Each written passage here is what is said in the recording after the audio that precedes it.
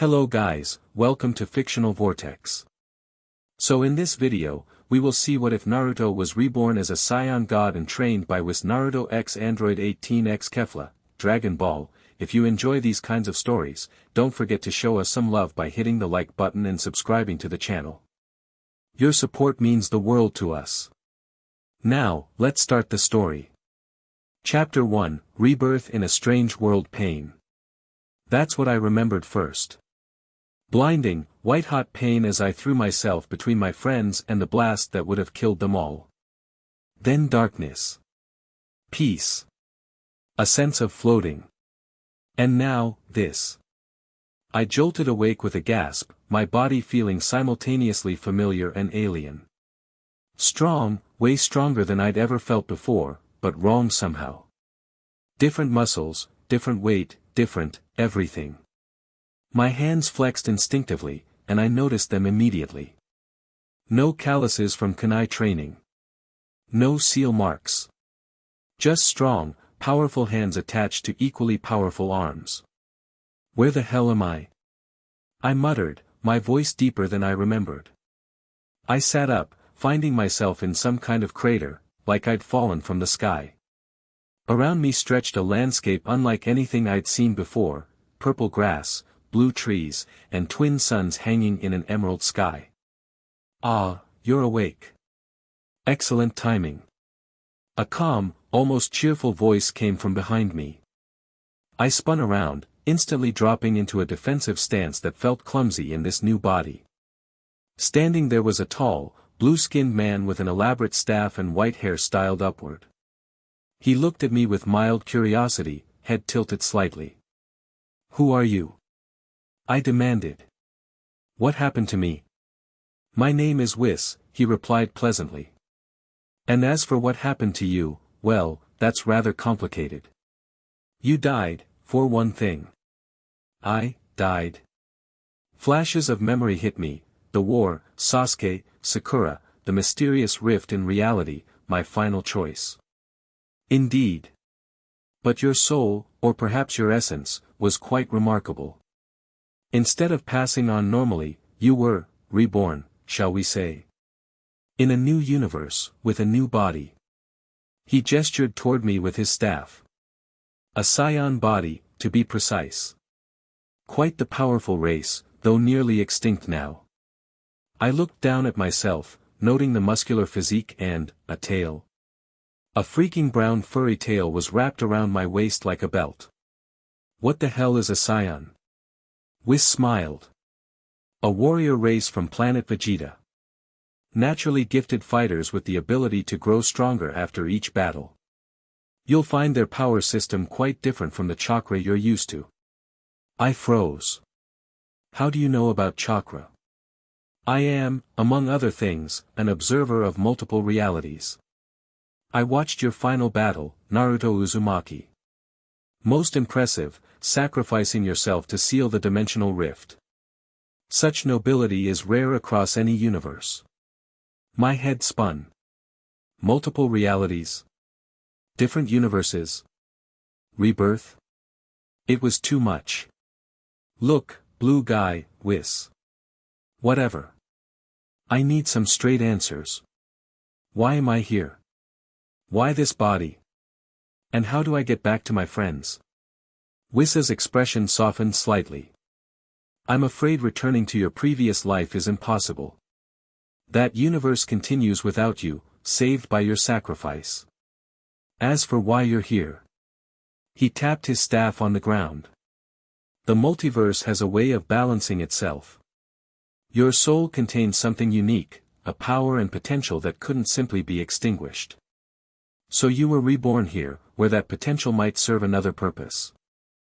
I stood up, wobbling slightly as I adjusted to the new center of gravity. So what now? I'm just supposed to accept this and move on. Become this Saiyan thing? That would be the practical approach, yes. Whis nodded. And I'm offering to help you adjust. You possess tremendous potential, even more than a typical Saiyan, due to your unique spiritual energy. I'd like to train you. Train me? Why would you do that? Whis's eyes twinkled mysteriously. Let's just say I have my reasons.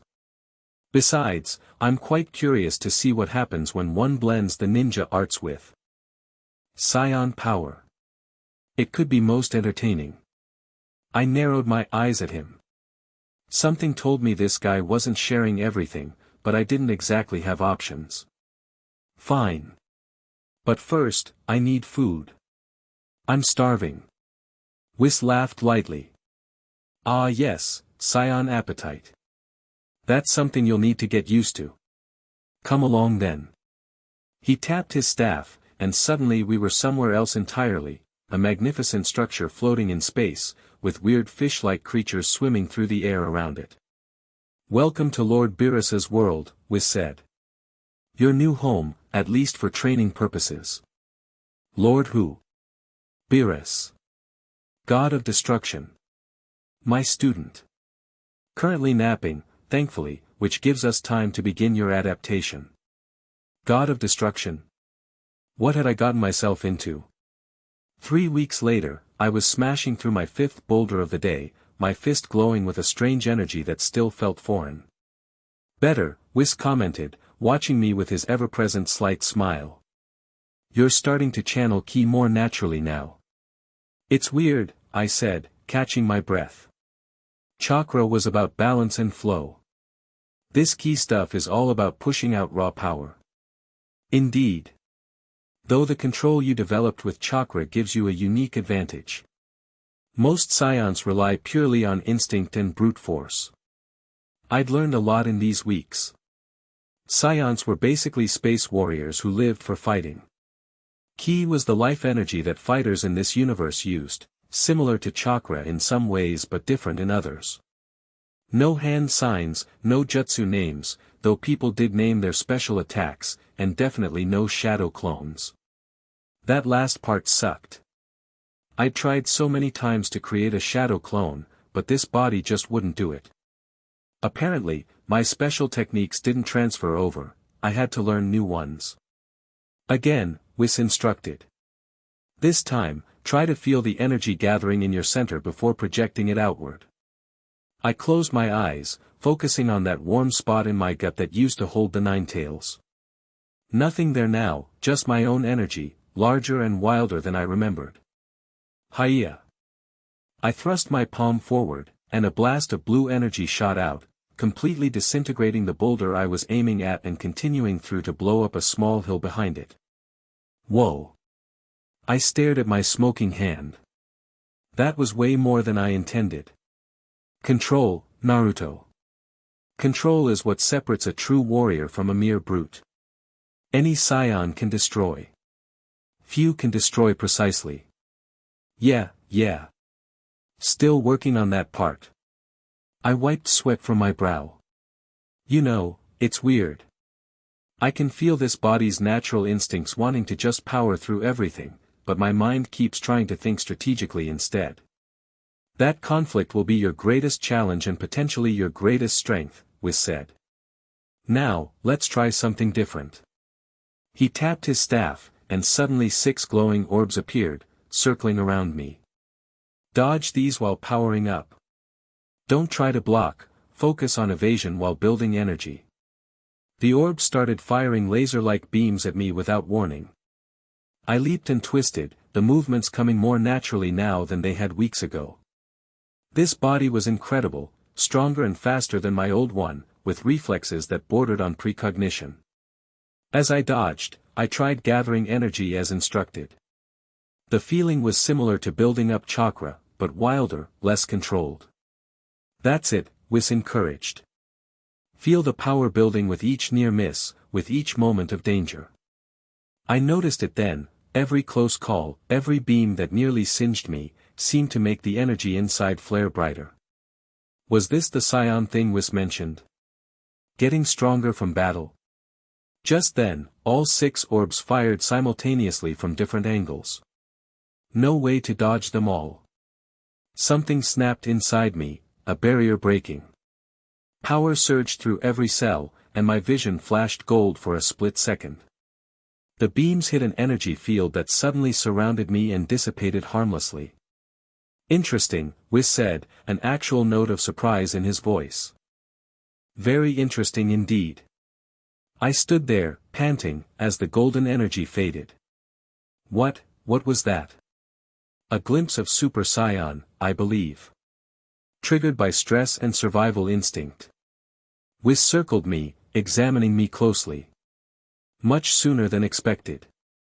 Your previous life's experience with transformative energy must be accelerating the process. Super Saiyan.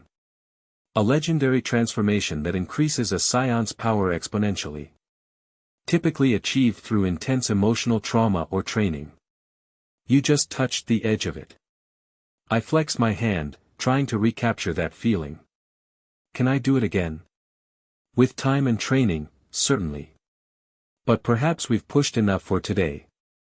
A thunderous boom interrupted us as something crashed into the ground nearby, sending shock waves across the training area. When the dust cleared, a purple, cat-like humanoid in Egyptian-style clothing stood there, yawning widely. Whis, who is making all that noise? I was having the most delightful dream about fish custard. Whis straightened. Lord Beerus, you're awake early. May I introduce our new guest? This is Naruto, a Saiyan with unique circumstances. Beerus's eyes narrowed as he inspected me. Another Saiyan. I thought we were down to Goku, Vegeta, and their spawn. He sniffed the air. This one smells different. Strange energy. As I mentioned, unique circumstances, Whis repeated smoothly. Beerus circled me like a predator. He doesn't look impressive. That ticked me off. Want me to show you impressive, cat face? Whis winced. Beerus's ears twitched, and his eyes widened. What did you call me, monkey boy? Lord Beerus is the god of destruction, Whis said quickly. Perhaps a bit more respect. I don't care if he's the god of ramen, I shot back. I've dealt with plenty of gods before, and they all put their pants on one leg at a time.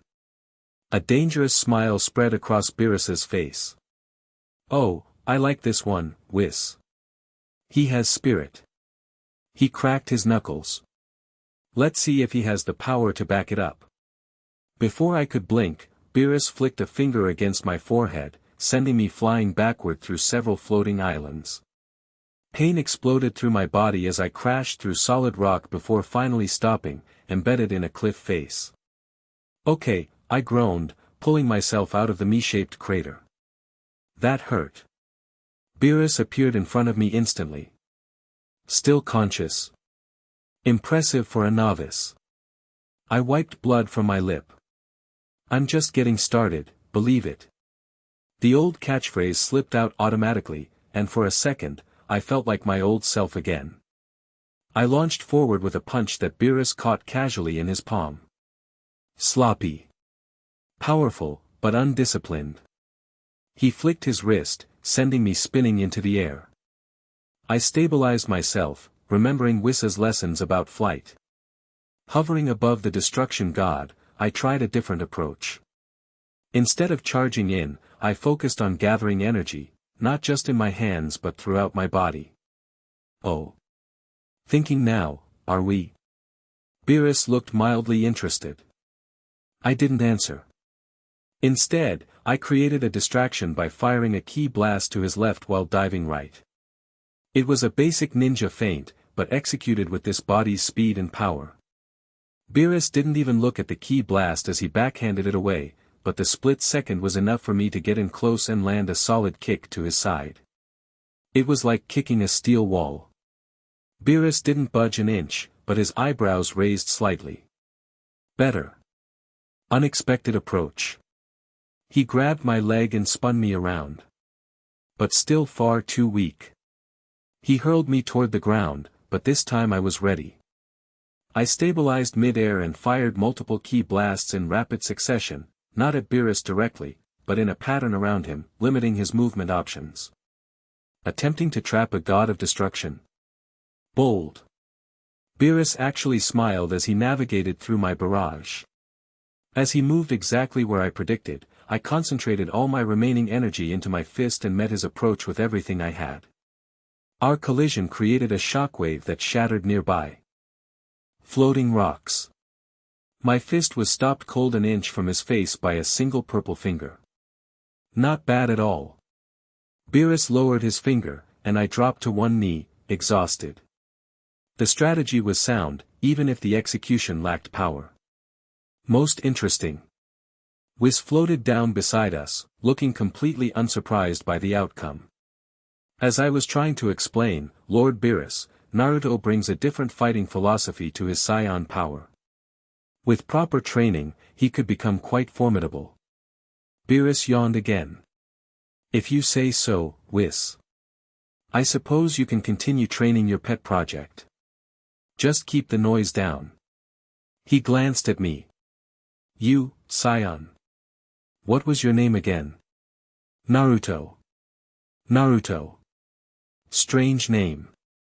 Don't die during training, it would be a waste of potential. With that backhanded encouragement, Beerus stretched and wandered off, presumably to find food. I collapsed onto my back, every muscle screaming. Is he always like that? Actually, he was quite gentle with you, Whis said, helping me up. Consider yourself fortunate, he must see something promising in you. Lucky me, I muttered, but couldn't help feeling a small surge of pride. Even in this strange new world, with this strange new body, I was still me, still able to earn respect through grit and determination. Now, Whis said brightly, I believe it's time to introduce you to Earth. After all, if you're to help protect this universe, you should know what you're protecting.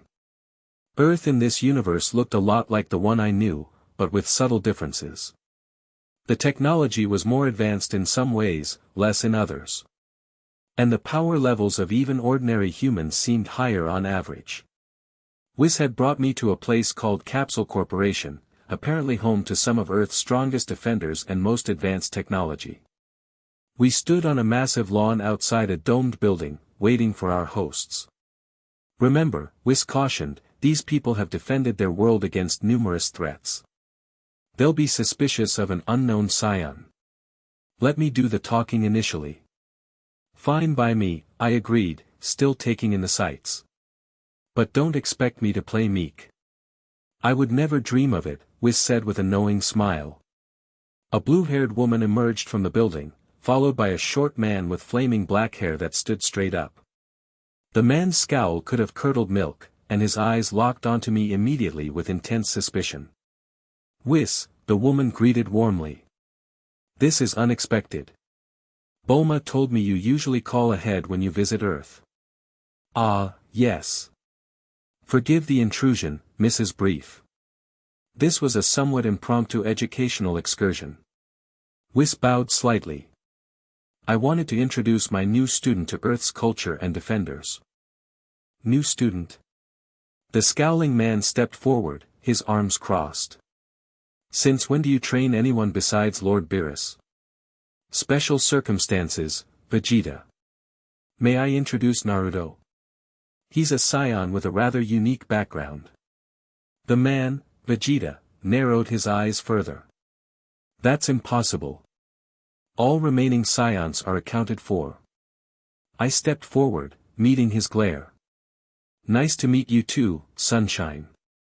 Vegeta's power flared visibly. Watch your tone, boy. I am the prince of all Saiyans. Prince of what, exactly? Whis told me your planet got blown up. The words left my mouth before I could stop them, old habits of mouthing off to authority figures dying hard. In a flash, Vegeta was directly in front of me, his hand gripping my throat. You dare. I didn't flinch. Truth hurt, Your Highness. Gentlemen, please, Whis intervened smoothly. Vegeta, I can assure you Naruto is indeed a Saiyan, though his case is special. Naruto, Prince Vegeta deserves your respect as one of this world's greatest warriors. Vegeta released me with a grunt. Explain this special case, Whis. Perhaps we could discuss this inside, the blue-haired woman suggested. I'm Panchi, by the way. Welcome to Capsule Corporation. 20 minutes later, we sat around a table loaded with food that I was devouring at an alarming rate. The Saiyan appetite Whis mentioned was no joke. I felt like I could eat forever. Reincarnation from another universe? Vegeta scoffed after Whis gave a simplified explanation. Absurd. I assure you it's quite real, Whis said. Though exceptionally rare. It required a perfect convergence of factors, the right soul, the right moment, and the right potential in both universes. And why should we believe or care about any of this? Vegeta demanded. I swallowed a mouthful of food. Look, I don't need you to believe it. I barely believe it myself. But here I am. And from what Whis tells me, this world faces some serious threats on a regular basis. Where I come from, we protect our homes and our precious people. So if I'm stuck here, I might as well do the same. Vegeta studied me for a long moment. Humph. At least you have a warrior spirit, even if your power is pathetic. Hey, I've only been training for 3 weeks. Give me a break. A true Saiyan would have made more progress. Vegeta stood up. If you want to prove yourself, meet me in the gravity chamber in 1 hour. We'll see what you're really made of. After he stalked out, Pan Chi smiled apologetically. Don't mind Vegeta. He's actually mellowed quite a bit over the years. That was mellowed? I asked incredulously. Indeed, Whis confirmed. You should have met him when he first came to Earth. Before we could continue, the door opened, and a blonde woman walked in. She wore jeans and a black vest over a white shirt, her cold blue eyes scanning the room before landing on me. So this is the new fighter everyone's talking about, she asked, her voice cool and detached. Ah, Android 18, Whis greeted. Perfect timing. Naruto, this is one of Earth's strongest defenders. I choked on my food. Android? The woman's eyes narrowed slightly. Problem with that? I quickly swallowed and waved my hands. No, no. Just surprised. We didn't have androids where I'm from. At least, not human-looking ones. I'm not fully machine, if that's what you're wondering, she said flatly. 18 was human once, Pan Chi explained. She was modified. An uncomfortable silence fell over the table. Well. Whis clapped his hands together. Naruto has a training session with Vegeta shortly. Perhaps 18 would like to observe. It might be educational for everyone. 18 shrugged. Why not? I could use some entertainment. The gravity chamber turned out to be a specialized room that could simulate increased gravity. Vegeta had it set to 50 times Earth's normal gravity, which felt like having a mountain on my shoulders when I first stepped in. Too much for you, newcomer. Vegeta smirked as I struggled to stand upright. I gritted my teeth and forced myself up. I'm good. Just getting warmed up. From an observation window, Whis watched alongside 18, whose expression remained impassive. The rules are simple, Vegeta declared. No energy blasts that could damage the chamber. First to pin their opponent for 3 counts wins. Show me what you've got, Saiyan. He came at me fast, way faster than I could track in this gravity. His fist connected with my stomach, doubling me over, before a kick sent me sprawling across the floor. Pathetic, he spat. You're no Saiyan. I pushed myself up, my body screaming in protest. I'm just getting started. This time when he attacked, I didn't try to match his speed or power. Instead, I read his movement pattern, a skill honed from years of ninja training. He was disciplined, precise, but also predictable. I took another hit but managed to grab his arm on the follow-through, using his own momentum to throw him off balance. It barely fazed him, but the surprise in his eyes was worth it. Humph, lucky move. Nope. Just paying attention. For the next few minutes, it was a brutal game of cat and mouse. Vegeta landed 10 hits for every one of mine, but I was learning, adapting to the gravity, studying his style, finding the patterns. You're holding back, I accused after a particularly painful throw sent me into the wall. Of course I am, fool. At my full power, I'd kill you instantly. I wiped blood from my lip. Then what's the point of this? You want to see what I can do, but you're not giving me a real chance. Vegeta paused, considering. Fine. I won't increase my power, but I'll stop toying with you. Ready yourself. This time when he came at me, there was a different intensity. No more playing around. I had seconds to make a decision, try to match him head-on or use my own strengths. The choice was obvious. As he closed in, I dropped completely to the floor, letting the gravity help me flatten against it. His punch missed by millimeters. Before he could adjust, I swept my leg around, using the momentum to spin myself behind him. He turned, but I was already moving again, rolling to avoid his kick and coming up with a palm strike to his chin that actually connected solidly. Vegeta's head snapped back, more from surprise than pain. Unorthodox. Not Saiyan technique at all. Never claimed it was, I grunted, continuing to move unpredictably. I'm bringing something new to the table. For a brief moment, I felt the same surge I'd experienced during training with Whis, that golden flash of energy. It gave me just enough boost to land a solid combination, 2 quick jabs to Vegeta's solar plexus followed by a sweeping kick that actually made him step back. What was that? He demanded, eyes wide. Your energy spiked for a second. I was breathing hard, the gravity making every movement exhausting. No idea. Happened during training too. Vegeta's expression changed to one of intense focus. Again. Try to summon that power again. I don't know how, think of what triggered it. Danger? Anger? Pride? I closed my eyes briefly, trying to recapture that feeling. Both times it had happened when I was pushed to my limit, when something inside refused to give up. It's not about the emotion, I realized aloud. It's about the will. The absolute refusal to back down. Something resonated at those words. A core part of me that had carried over from my previous life, my ninja way. The energy surged again, stronger this time. My hair lifted slightly, and a golden aura flickered around me for a few seconds.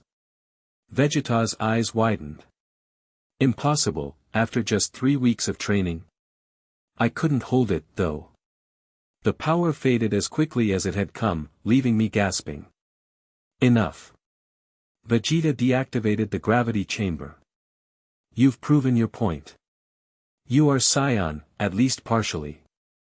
As the gravity returned to normal, my legs nearly buckled from relief. Vegeta walked over, looking down at me with an expression that had shifted from contempt to grudging interest. Your technique is bizarre, all that rolling around like an insect, but effective in its own way. And that power. Spike, with proper training, you might actually become useful.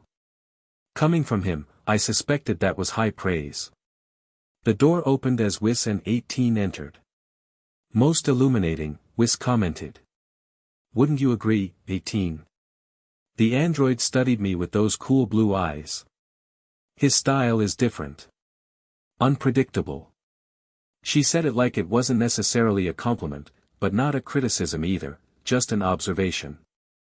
The boy needs proper Saiyan training, Vegeta declared. Your methods are too soft, Whis. Perhaps a combination approach would be beneficial, Whis suggested.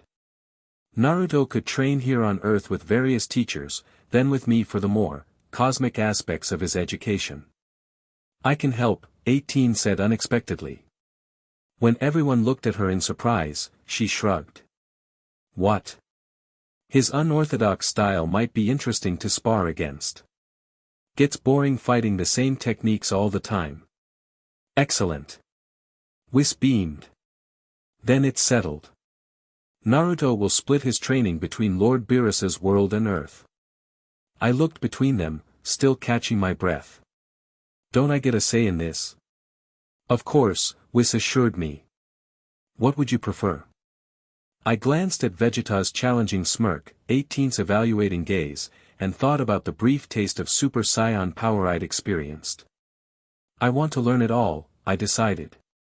The Saiyan techniques, ki control, and how to integrate my old fighting style with this new power. I want to get strong enough to protect this world, since it's my world now too. Vegeta nodded approvingly. That, at least, sounds like a true Saiyan. 2 months into my new life, I was progressing faster than even Whis had expected.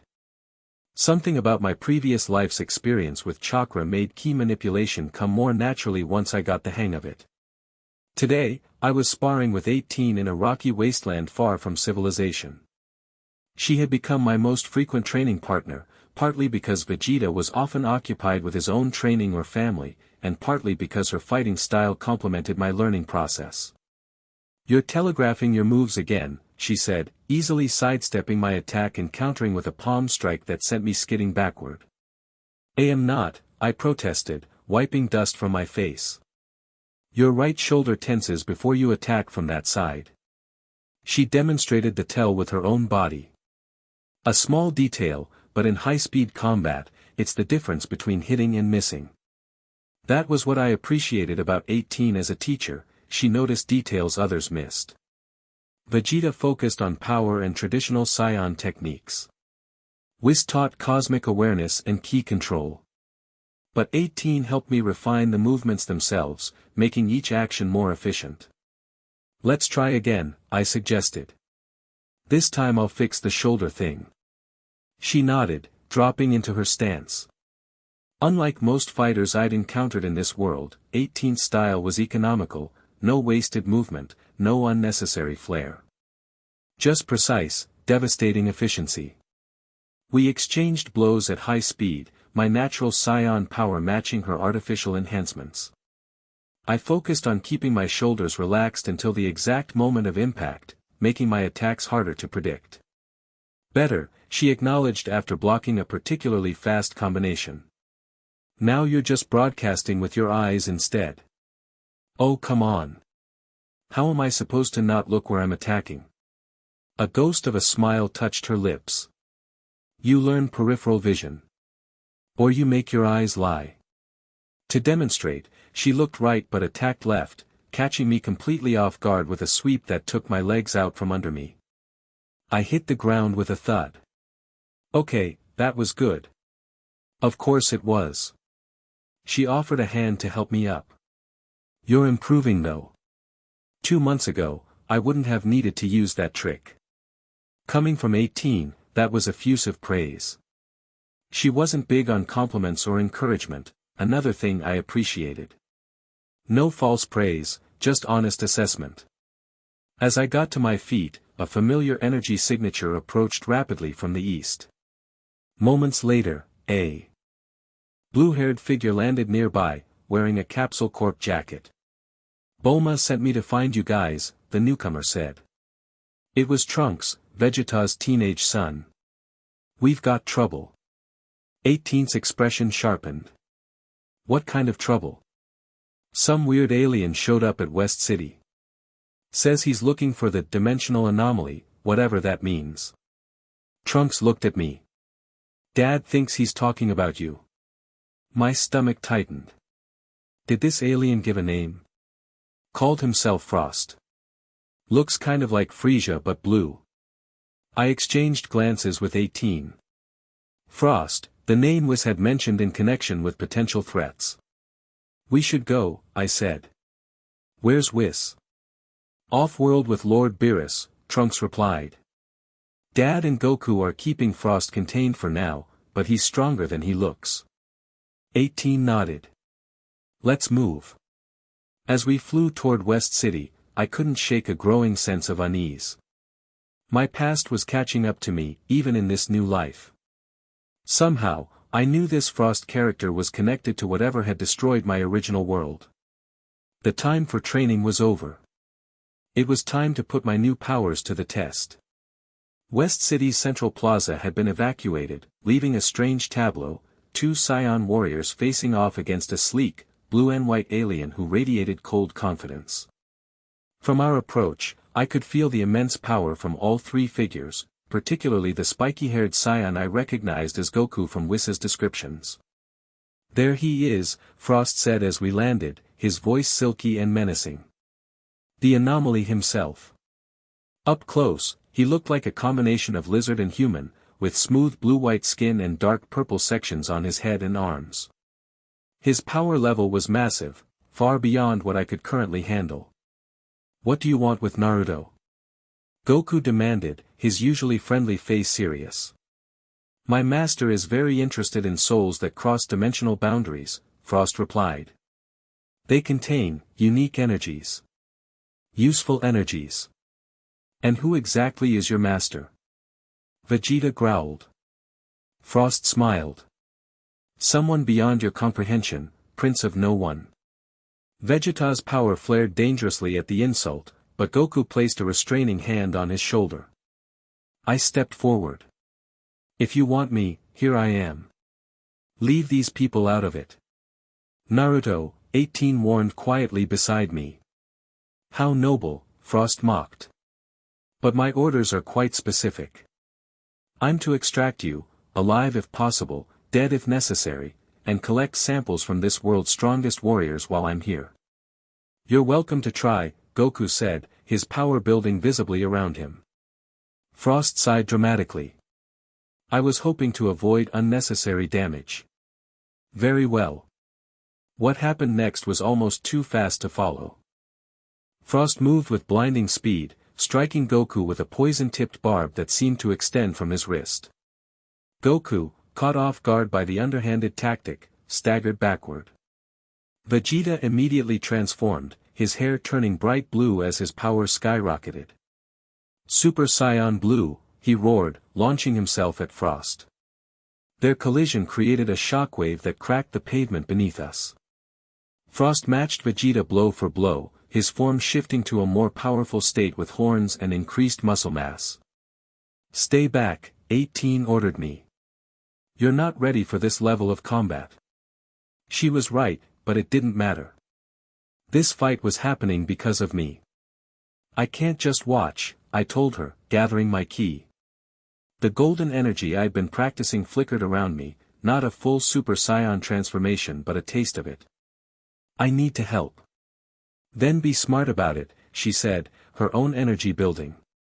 "Don't attack directly, look for openings, vulnerabilities." Above us, Vegeta crashed into a building as Frost landed a devastating kick to his midsection. Goku had recovered and transformed as well, joining the fray with a barrage of energy blasts that Frost dodged with unnerving grace. I watched intently, applying 18's lessons about observing patterns. Frost was powerful and fast, but he favored his right side. After each major attack, there was a split-second delay before he could pivot fully. "There," I muttered. "You see it?" 18 nodded. "Right side lag." After the third strike in his combination. "I've got a plan, but I need a distraction." Without hesitation, 18 launched upward, firing a powerful energy beam that forced Frost to dodge right, exactly as predicted. In that moment of repositioning, I made my move. Instead of attacking with pure power like the others, I applied the ninja principles I'd been integrating with my Saiyan abilities. I used a burst of ki to increase my speed, appearing directly in Frost's blind spot during his recovery. "Surprise," I growled, unleashing a concentrated blast of energy not at his body, but at the ground beneath him. The explosion disrupted his footing just enough for Goku and Vegeta's simultaneous attacks to connect. Frost went crashing into the remains of a fountain, water and debris exploding upward. "Clever," he acknowledged, rising from the wreckage with barely a scratch. "Using their power while adding your own strategic element. My master will be most pleased when I bring you to him." "Not happening," I shot back, dropping into a defensive stance between him and the others. Frost's eyes narrowed. "You have no idea what forces you're dealing with, anomaly. My master consumed your entire previous reality, and this one will be next." Those words hit me like a physical blow. Consumed my reality? All those people, Sakura, Sasuke, Kakashi, everyone, gone. Rage boiled inside me, and with it came power. The golden energy surged stronger than ever before, enveloping my body in a brilliant aura. My hair spiked upward, flashing between black and gold. "You're lying!" I shouted, my voice deepening with the transformation. "Am I?" Frost smiled cruelly. "Why do you think you're here? You're nothing but debris ejected from a dying universe, the last remnant of a reality that no longer exists." The transformation completed with an explosion of power. My hair turned golden, my eyes teal, and raw energy coursed through every cell in my body. "Super Saiyan," Vegeta muttered, sounding almost impressed despite himself. Frost assessed my transformed state with clinical interest. "Fascinating. The dimensional energies within you interact uniquely with this universe's power systems." "Shut up and fight," I snarled, launching myself forward with speed I didn't know I possessed. My fist connected with Frost's face, actually forcing him back several steps. The shock on his features was momentarily satisfying before he recovered and countered with a vicious elbow strike. I blocked it, barely, the impact sending shockwaves through my arms. Despite my transformation, he was still stronger. "You'll need more than a pretty light show to defeat me, anomaly," Frost taunted. "Good thing he's not fighting alone," Goku called, powering up further. Kamehameha.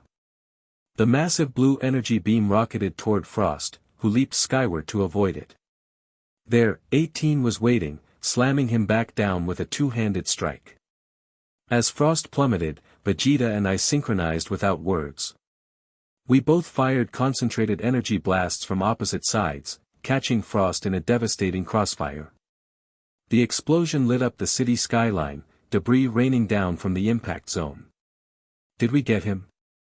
I panted, the Super Saiyan transformation already draining my inexperienced body. "Not likely," Vegeta scoffed. Sure enough, when the smoke cleared, Frost stood in a crater of his own making, his body covered in a thin energy shield that dissipated as we watched. "An impressive coordinated attack," he acknowledged. "Perhaps I underestimated the importance of teamwork in this reality." He raised his hand, and a small device materialized in his palm. "My master will be most interested in this data." "He's scanning us," 18 realized. "Stop him!" Vegeta shouted, firing another blast that Frost deflected casually with his free hand. I tried gathering energy for another attack, but my transformation was slipping. The golden aura flickered and faded as exhaustion overtook me. "And most interesting of all," Frost said, his scanner focusing on me, the anomaly itself. Not fully integrated with this reality's power system, yet adapting rapidly. I staggered forward, determined to stop him despite my failing strength. "Who is your master? Tell me." Frost smiled enigmatically. "You'll meet her soon enough. She's quite eager to reunite with you, Naruto Uzumaki." My blood ran cold. Reunite? What does that mean? Instead of answering, Frost tapped his scanner. "Collection complete. Extraction will have to wait for another opportunity." "You're not going anywhere," Goku declared, charging forward. But Frost was already disappearing, his body breaking down into particles of light. "Until next time, anomaly. My master sends her regards, from the void." The last of his essence vanished just as Goku's fist passed through where he had been. "Damn it!" Vegeta cursed. He was just gathering intelligence. I collapsed to my knees, the transformation completely gone now, leaving me drained and shaking. "He knows who I am. And his master," he said. "She consumed my world." 18 knelt beside me, her cool hand on my shoulder steadying me. "Don't believe everything an enemy tells you. It could be manipulation." "No," I said quietly. "It feels true. Something terrible happened to my world, and somehow I escaped it. But now it's found me again." Goku approached, his transformation fading as well. "Well, whatever it is, you're not facing it alone anymore. You're one of us now." I looked up at him in surprise. Until this moment, I'd felt like an outsider, tolerated but not truly accepted. Vegeta folded his arms across his chest. The boy achieved Super Saiyan in just a few months. With proper training, he might actually be useful against whatever's coming. Coming from Vegeta, that was practically a welcome hug. First things first, 18 said practically. We need to tell Whis about this when he returns. If anyone understands interdimensional threats, it would be him. I nodded, getting unsteadily to my feet. And I need to get stronger. Much stronger. We'll help with that, Goku promised with a grin. Fighting strong opponents is what Saiyans do best. As we surveyed the damaged city, I felt something I hadn't since arriving in this strange new world: purpose. Whatever had destroyed my previous life was threatening this one too. I might not be able to save my old friends, but I could protect my new ones. And maybe, just maybe, find out who this mysterious her was that Frost's master had mentioned, the one who supposedly wanted to reunite with me. For the first time since my rebirth, I felt like Naruto Uzumaki again, determined, focused, and ready to face whatever came next. Believe it. Chapter 2, The Tournament of Worlds. I slammed my fist into the mountainside, watching with satisfaction as it crumbled into a cloud of dust and rubble. 6 months of non-stop training had transformed me from a disoriented reborn ninja into something else entirely, a hybrid warrior with powers beyond anything I'd dreamed possible in my previous life. Getting better at controlling your energy output, 18 observed from a nearby boulder, her arms crossed as she analyzed my form. That was precisely enough force to shatter the rock face without causing a landslide. I grinned, wiping sweat from my forehead. I had a good teacher. Several good teachers, she corrected, though I caught the hint of a smile at the compliment. Over these months, 18 had become more than just a sparring partner. We'd developed a rhythm, a partnership that went beyond training. She understood what it meant to be caught between identities, her past as a human and present as an android, mirroring my journey from ninja to Saiyan. Ready for another round? I asked, dropping into my fighting stance, a blend of my old ninja posture and the more grounded Saiyan style Vegeta had drilled into me. 18 uncrossed her arms and stepped forward. Actually, we should call it a day. Bulma's expecting us back at Capsule Corporation. Something about an important announcement. Another one of her parties? I groaned, remembering the last elaborate gathering where I'd accidentally destroyed a buffet table after Goku challenged me to an impromptu arm wrestling match. No. Whis returned from Lord Beerus's world this morning. Apparently, there's news. My playful mood evaporated instantly. About Frost? Has there been another sighting? Don't know. Bulma just said it was urgent. I nodded, my mind already racing through possibilities. Since achieving Super Saiyan during the battle with Frost, I'd pushed myself relentlessly, determined to be ready when he inevitably returned. The mysterious master he served, the entity he claimed had consumed my original universe, haunted my thoughts constantly. Race you there? I suggested, forcing lightness back into my voice. 18 raised an eyebrow. You still haven't beaten me once. Today might be the day. Dream on, ninja boy. We took off simultaneously, twin streaks of energy cutting through the sky. Flying had become second nature now, though I still occasionally caught myself trying to make hand signs mid-air out of old ninja habit. 18 pulled ahead effortlessly, her energy control more precise than mine. What she lacked in raw Saiyan power, she made up for in efficiency, no wasted movements, no fluctuations in her energy output. I pushed harder, golden energy flaring around me as I tapped into Super Saiyan. The transformation came easily now, though maintaining it still drained my stamina faster than I'd like. That's cheating. 18 called back, though I caught the competitive gleam in her eye as she increased her own speed. All's fair in love and racing. I shouted, drawing alongside her. For a moment, we were perfectly matched, soaring over forests and lakes side by side. Her blonde hair whipped wildly in the wind, and despite the serious news awaiting us, I couldn't help feeling a surge of joy.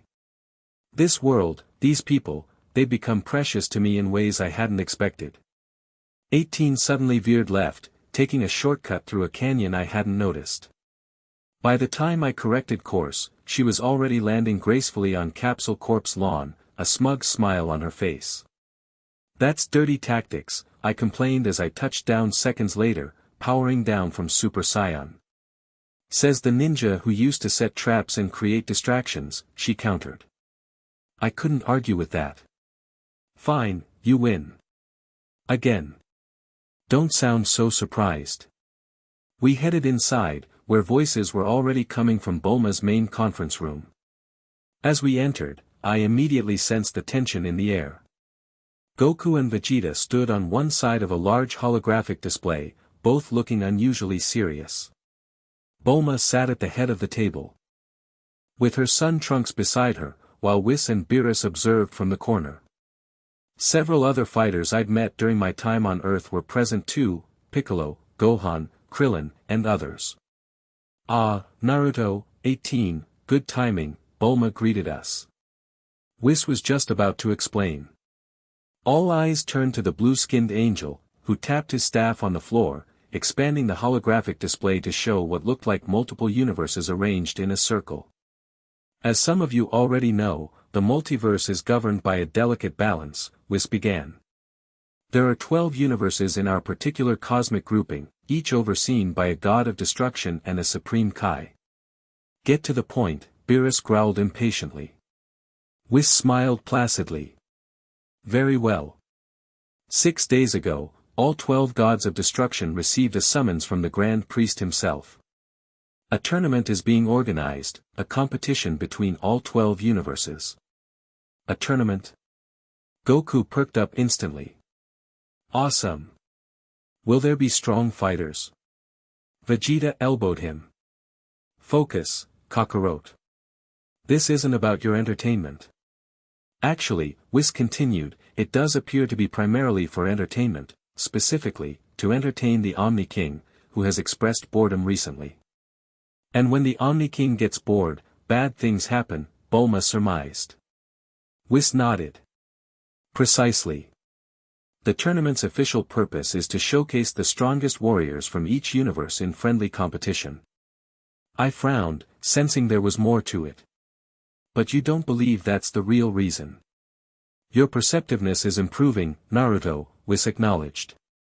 "Indeed, the timing is suspicious. Shortly after your encounter with Frost, reports began emerging of similar incidents across multiple universes. Energy scans, brief attacks, then retreats. They're gathering data," 18 realized. "Just like Frost did here." "But who's they?" Krillin asked. "This Frost guy works for someone else, right?" All eyes turned to me, and I shifted uncomfortably. "Frost mentioned a master, someone he said consumed my original universe. He called her, the Void." "Her?" Piccolo's eyes narrowed. "You never mentioned Frost's specified gender before." I rubbed the back of my neck. "He said, she's quite eager to reunite with you. I've been trying to figure out who from my past it could be, but nothing makes sense. No one I knew had that kind of power." "Regardless of identity," Whis said, "we have reason to believe this entity is somehow connected to the tournament. Several lesser deities have reported unusual energy fluctuations in the spaces between universes, the Void, as it's commonly called." "So what are we supposed to do?" Gohan asked. "If this tournament is a trap, shouldn't we refuse to participate?" Beerus snorted. "Refuse the Omni King?" "Sure, if you want our entire universe erased on a whim." "We participate," Whis said firmly. "We show our strength, observe our opponents, and gather intelligence of our own. Each universe will select 10 champions for the tournament. 10 from each universe." I calculated quickly. "That's 120 fighters total." "Indeed. The tournament will take place in a specially constructed null realm where the laws of physics can be controlled. The format will be a battle royal, all fighters competing simultaneously until only one universe remains. Goku was practically bouncing with excitement. When do we leave? I can't wait to fight the strongest fighters from other universes. Always thinking with your fists, Bulma sighed. Whis, when is this tournament? In 3 days. 3 days, several voices exclaimed simultaneously. That's hardly enough time to prepare, Vegeta protested. Perhaps that's intentional, Piccolo suggested. Less time for universes to devise strategies or hide their true capabilities. Whis nodded. A reasonable assumption. Now, regarding our team selection, I'll handle that, Beerus interrupted. As God of Destruction for Universe 7, it's my prerogative. He scanned the room slowly, his cat-like eyes lingering on each potential fighter. Goku and Vegeta are obvious choices. Gohan as well. The Namekian has proven useful. The android siblings have unique advantages. His gaze settled on me. And our dimensional anomaly. Your unique energy might prove valuable against whatever's lurking behind this tournament. I straightened, feeling both pride and pressure at being selected. That's 7, Beerus continued. We need 3 more. What about Trunks? Bulma suggested. And Goten? They're young but powerful. Too inexperienced for this level of competition, Beerus dismissed. We need fighters who can handle themselves independently in a chaotic battle royal. The discussion continued, with various names being suggested and evaluated. Eventually, the team was finalized: Goku, Vegeta, Gohan, Piccolo, 17, 18, myself, Frieza, who would need to be temporarily resurrected from hell, which sounded insane to me, Bu, and Master Roshi. Roshi? 18 questioned skeptically. He's ancient. Experience counts, Beerus countered. And his techniques are unorthodox. Unpredictability has value in a tournament like this. As the meeting wrapped up, I pulled Whis aside. There's something you're not telling us, isn't there? About this void entity? Whis studied me with those enigmatic eyes. You've grown more perceptive, Naruto. Yes, there are aspects of this situation I'm still investigating. The barriers between dimensions have been weakening, not just between universes but between reality clusters. Reality clusters. Think of it as bubbles of multiple universes, separated by vast dimensional walls. Your original world existed in a different bubble entirely, one that should have been completely inaccessible from ours. A chill ran down my spine.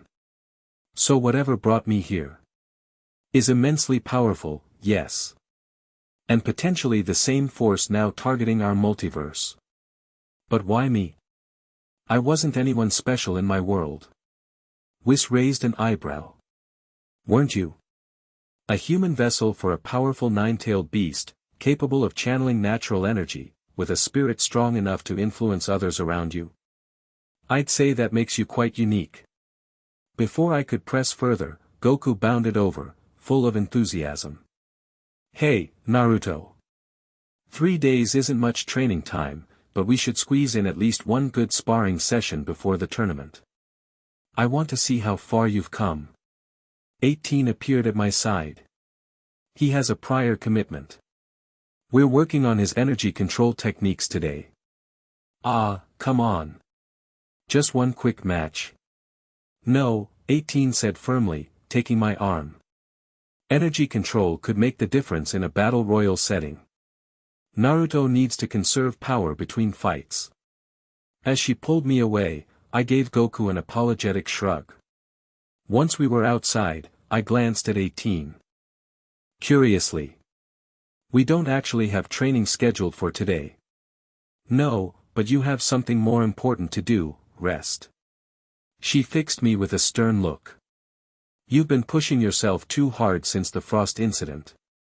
If you go into this tournament exhausted, you'll be eliminated immediately. I started to protest but stopped myself. She was right. I'd barely taken a day off in months, driving myself to master Super Saiyan and develop new techniques that blended my ninja background with Saiyan abilities. Fine, I conceded. What do you suggest? Meditation? 18 actually rolled her eyes. No, you idiot. Fun. Relaxation. Remember those concepts? Fun. With potential universal destruction looming? Especially then. She grabbed my wrist again. Come on. I know just the place. A carnival? I stared at the colorful array of rides, games, and food stalls stretching along the beachfront. This is your idea of pre-tournament preparation? 18 handed me a stick of cotton candy. Mental preparation is just as important as physical. You're too tense. I'm about to fight in a tournament that might determine the fate of the universe while a mysterious void entity possibly hunts me personally. Tense seems appropriate. She ignored my protest, pulling me toward a shooting gallery. You know what's not going to help? Overthinking everything for the next 3 days. The vendor handed 18 a pellet gun as she slapped down some money. She took aim at the moving targets, hitting 5 in rapid succession with mechanical precision. Show off, I muttered as she was handed a ridiculously large stuffed bear. She promptly thrust it into my arms. Your turn. I don't need prizes, it's not about the prizes. It's about focus under pressure that isn't life-threatening. Realizing this was actually a disguised training exercise, I took the gun with new interest. Clever. As I took aim, 18 continued casually, besides, when was the last time you did anything just for fun in either of your lives? The question caught me off guard, making me miss a shot. She had a point. In my previous life, I'd been fighting and training constantly since childhood. In this new life, I'd done nothing but prepare for threats since arriving. I readjusted, hitting the next 4 targets perfectly. The vendor handed me a smaller prize, a plush dragon. Not bad, 18 commented. Though your first miss shows you're easily distracted. I handed her the dragon. Here. Since you're clearly collecting stuffed animals now. To my surprise, she accepted it with a small smile. Come on. Roller coaster next. For the next few hours, we moved through the carnival, trying various games and rides. Despite my initial reluctance, I found myself actually enjoying the experience. The simple pleasure of competition without life or death stakes, the taste of carnival food, the sounds of people enjoying themselves, it was refreshingly normal. On the Ferris wheel, watching the sunset over the ocean, I finally relaxed completely for the first time in months. Thank you, I said quietly. You were right. I needed this. 18 nodded, her expression softening in the golden light. You take everything too personally. The weight of 2 worlds shouldn't rest solely on your shoulders. Old habits, I admitted. In my previous life, I always felt responsible for everyone. And look how that ended. Ouch. Sorry, she said, genuinely contrite. That was harsh. What I meant was, you're not alone this time. This team, we all fight together. I studied her profile as she looked out over the water. In these quieter moments, when her guard lowered slightly, I could glimpse the human beneath the android exterior. Can I ask you something personal? I ventured. She raised an eyebrow. You can ask. What was it like? Becoming something different from what you were born as? She was silent so long I thought she wouldn't answer. Disorienting, she finally said. Like waking up in someone else's life. Parts of you remain the same, core memories, personality traits. But your capabilities, your limitations, your place in the world, everything shifts. Yeah, I breathed. Exactly like that. Our eyes met, a moment of perfect understanding passing between us. It gets easier, she continued. You stop comparing what you are to what you were. Start seeing the advantages instead of just the losses. I'm getting there, I said. Having someone who understands helps. She looked away, but I caught the slight color in her cheeks. Don't get sentimental on me, ninja boy. We still have a tournament to win. The moment passed, but something had changed between us, a deepening of connection beyond mere training partners. As our car reached the bottom, 18's phone beeped with a message. She frowned as she read it. Change of plans. We're leaving tonight. Bulma just got word that other universes are arriving early to scope out the competition. Just like that, we were back to business. But as we headed toward Capsule Corp, the evening's respite left me feeling more centered, more prepared for whatever came next. Sometimes the best preparation for battle wasn't more battle training, it was remembering what you were fighting for. The Null Realm was like nothing I'd ever seen, a massive crystal arena floating in an endless void of shifting colors. Around the central fighting platform, graduated stands rose in 12 sections, each representing a different universe. Above it all, floating observation bubbles housed the various deities and their attendants. Our Universe 7 team had arrived together through a wormhole created by Whis. Now we stood at our designated waiting area, surveying the other teams as they materialized. Those must be Universe 6 fighters. Goku pointed toward a group featuring several beings who looked vaguely Saiyan-like. Hit is with them, Vegeta noted grimly. He'll be troublesome. My attention was drawn to two female Saiyans in the Universe 6 group. One was small and wiry with spiky hair, exuding confidence as she loudly proclaimed something to her companions. The other was taller, more muscular, but hunched slightly as if trying to appear smaller, her eyes nervous and watchful. Who are they? I asked Vegeta, nodding toward the women. Caulifla and Kale, he answered. Saiyans from Universe 6. Don't underestimate them. Especially the quiet one, she transforms into something monstrous when provoked. Saiyans exist in other universes too. Universe 6 is a twin to ours, 18 explained. Many races exist in both, but with different evolutionary paths. Before I could ask more questions, a hush fell over the gathering as a diminutive figure appeared in the central floating platform, a childlike being with blue skin and an aura of unfathomable power. That's Grand Zeno, Goku whispered, for once showing appropriate respect. The Omni King. Beside Zeno stood a taller being who resembled Whis, though with white hair styled in a distinctive upward fashion. Welcome, fighters of the 12 universes, the taller being announced, his voice carrying effortlessly. I am the Grand Priest. This tournament of power is held at the request of His Majesty, Grand Zeno, to showcase the fighting spirit across our multiverse. He gestured elegantly, and the arena beneath us transformed, landscape features rising and falling, mountains, forests, rivers, and urban ruins creating a diverse battleground. The rules are simple. Victory is achieved by eliminating opponents from the fighting stage. No killing is permitted. No flying outside the boundaries. No weapons except those that are part of your natural body. The Grand Priest paused, surveying the assembled fighters. The last universe with fighters remaining will be declared the victor and receive the Super Dragon Balls as prize. Whispers broke out among the fighters at the mention of Super Dragon Balls. I'd heard about these from Goku, planet-sized wish orbs with virtually unlimited power. You have 1 hour to strategize before the tournament begins, the Grand Priest concluded. Use this time wisely. As he and Zeno vanished to their observation bubble, the various teams clustered together to plan.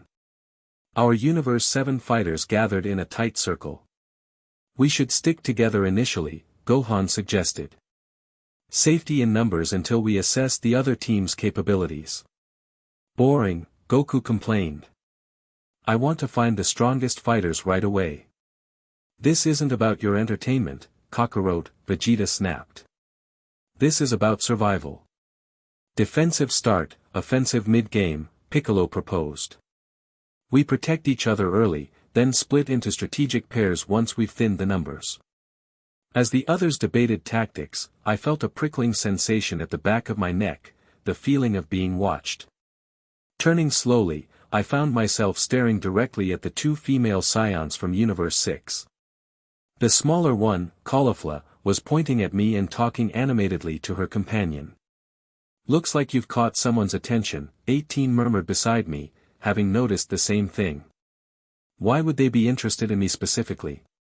"You're an anomaly, a Saiyan not native to either Universe 6 or 7. That makes you a curiosity." Before I could respond, Kefla broke away from her team and marched directly toward us, Kale trailing nervously behind her. "Hey, you," she called, pointing at me. "The weird energy Saiyan." Our team tensed, ready for confrontation, but I stepped forward. "That's me. Naruto." Kefla planted herself in front of me, hands on her hips, her spiky hair seeming to bristle with energy. Up close, I could see the fierce intelligence in her eyes, the natural fighter stance she adopted without even thinking about it. "They say you're not from around here, like, from outside the 12 universes or something.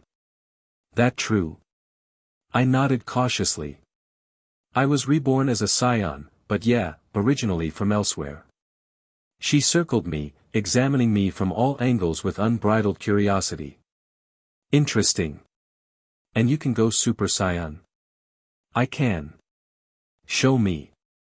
I glanced at my teammates, who seemed equally surprised by the direct request. "Right now?" "Unless you can't control it," she challenged, a smirk playing on her lips. Never one to back down from a challenge, I gathered my energy, letting the familiar golden power surge through me. The transformation came easily now, my hair rising and turning bright gold, my eyes shifting to teal, the aura flickering around me like fire. Kefla's eyes widened with excitement. "Not bad.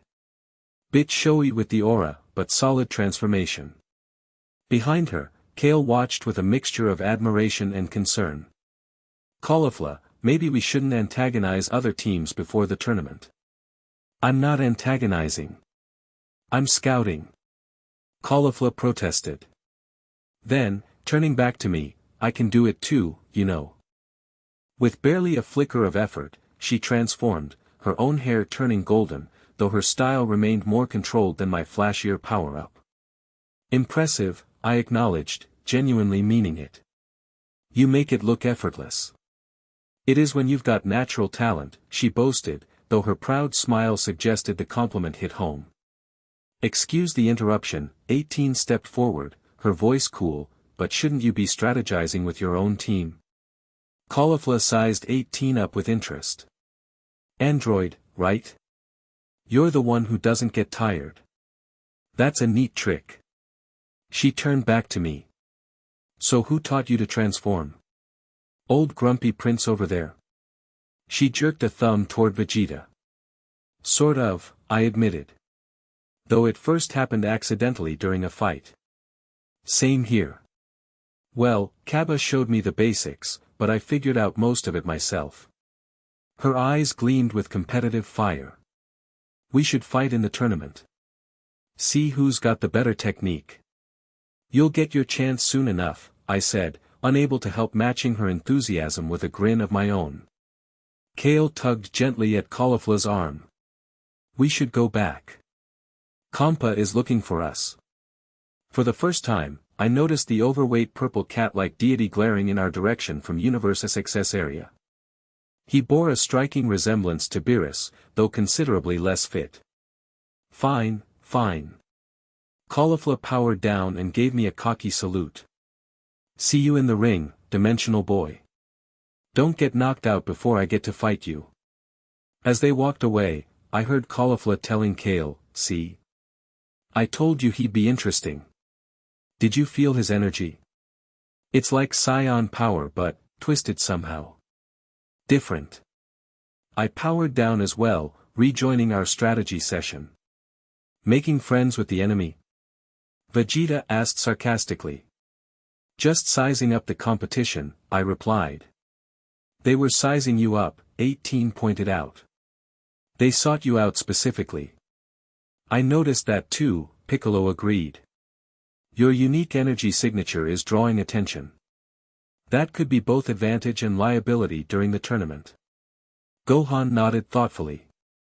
We could use that. Have Naruto draw attention while others make strategic eliminations. I'm not opposed to being a decoy, I said, but I'd rather not spend the whole tournament as bait. Your power is legitimate, Vegeta acknowledged grudgingly. Use it properly. Don't waste effort showing off for that Universe 6 girl. I caught 18 watching me with an unreadable expression. What? Nothing, she said, turning her attention back to the strategy discussion. The remainder of our planning time was spent identifying key threats from each universe and determining initial positions. As the minutes ticked down, tension built across the entire gathering. This wasn't just a tournament, it was 12 universes sizing each other up, each wondering if they had what it took to survive. Finally, the Grand Priest reappeared at the center of the arena. Fighters, take your positions. The tournament of power will begin in exactly 1 minute. We moved to our designated starting area, a wedge-shaped section of the arena with Universe 6 to our right and Universe 8 to our left. From this position, I could see Kefla and Kale at the edge of their section. Kefla caught my eye and made a throat-slitting gesture, followed by a wink and thumb up that somehow conveyed both threat and friendly competition. Remember the plan, Gohan said as we formed our initial defensive formation. Stay together for the first phase. Don't chase opponents too far from the group. Goku was practically vibrating with excitement. So many strong fighters in one place. This is gonna be awesome. Focus, Kakarot, Vegeta growled. The Grand Priest raised his hand, and complete silence fell across the arena. Every fighter tensed, energy building, strategies ready to deploy. Begin. Chaos erupted instantly. Ki blasts flew in all directions as fighters launched themselves at opponents. Our Universe 7 team held formation, moving as a unit toward a raised rocky area that offered defensive advantages. Universe 9 approaching from the left, Piccolo called out, spotting a group of wolf-like fighters charging toward us. I've got them, Frieza said with disturbing enthusiasm, stepping forward to intercept. Universe 4 has invisible fighters, 17 warned. I can detect their energy signatures moving to flank us. The battle was disorienting in its scope and intensity. Everywhere I looked, incredible powers clashed in unique ways. A fighter made of liquid metal flowed around energy attacks. A massive warrior absorbed hits directly into his bulk. A tiny fighter moved so fast she appeared in multiple places simultaneously. Our defensive strategy was working for now. By sticking together, we repelled several coordinated attacks from other teams trying to pick off isolated fighters. Naruto, on your 6. 18 shouted. I spun just in time to dodge a powerful beam attack from a Universe 3 mechanical fighter. Without thinking, I countered with a technique I'd been developing, a spiraling energy ball that combined the Rasengan concept from my past life with key energy from my Saiyan form. Spiral impact. I called out, driving the swirling orb into the robot's chest plate. The machine sparked and stuttered before flying backward off the arena edge, eliminated. Nice move, Goku called approvingly. That spinning thing concentrates the impact point. Thanks. It's based on a technique from my previous, watch out. A massive energy wave swept toward us from Universe 11's direction.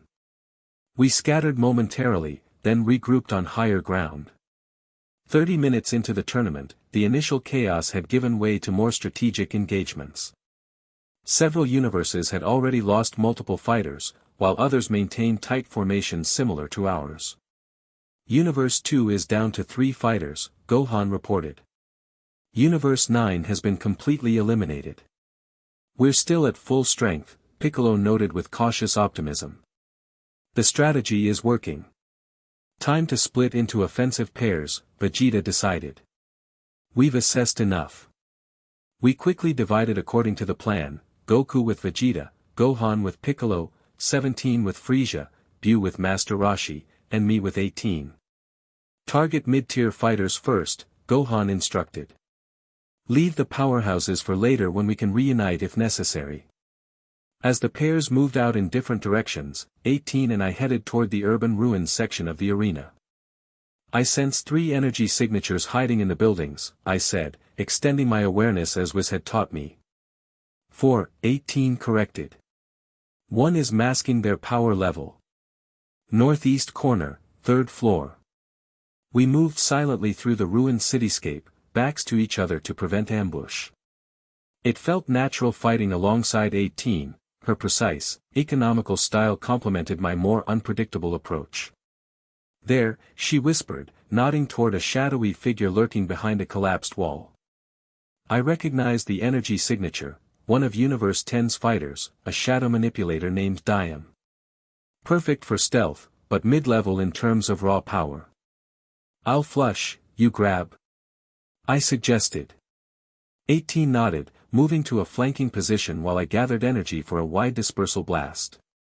Once she was in position, I fired the energy wave at the hiding spot, forcing Diam to leap into the open, directly into 18's waiting grasp. Got you, she said, locking the shadow user in a hold. Wait. Diam gasped. I have information to trade. I approached cautiously. What kind of information?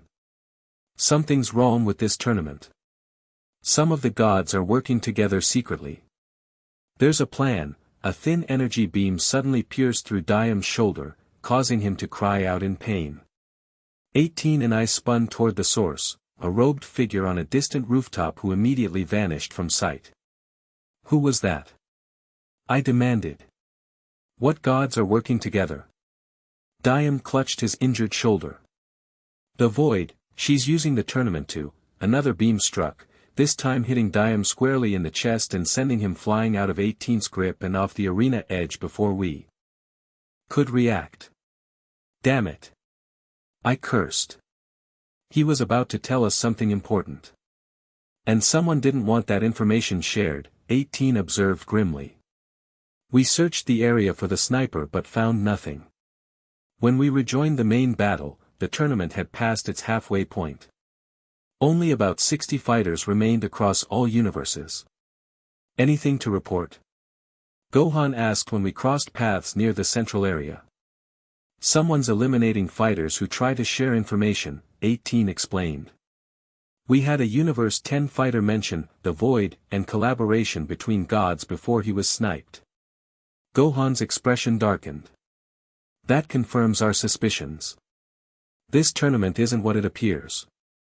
A tremendous crash interrupted us as a massive fighter from Universe 11 slammed Goku through several rock formations.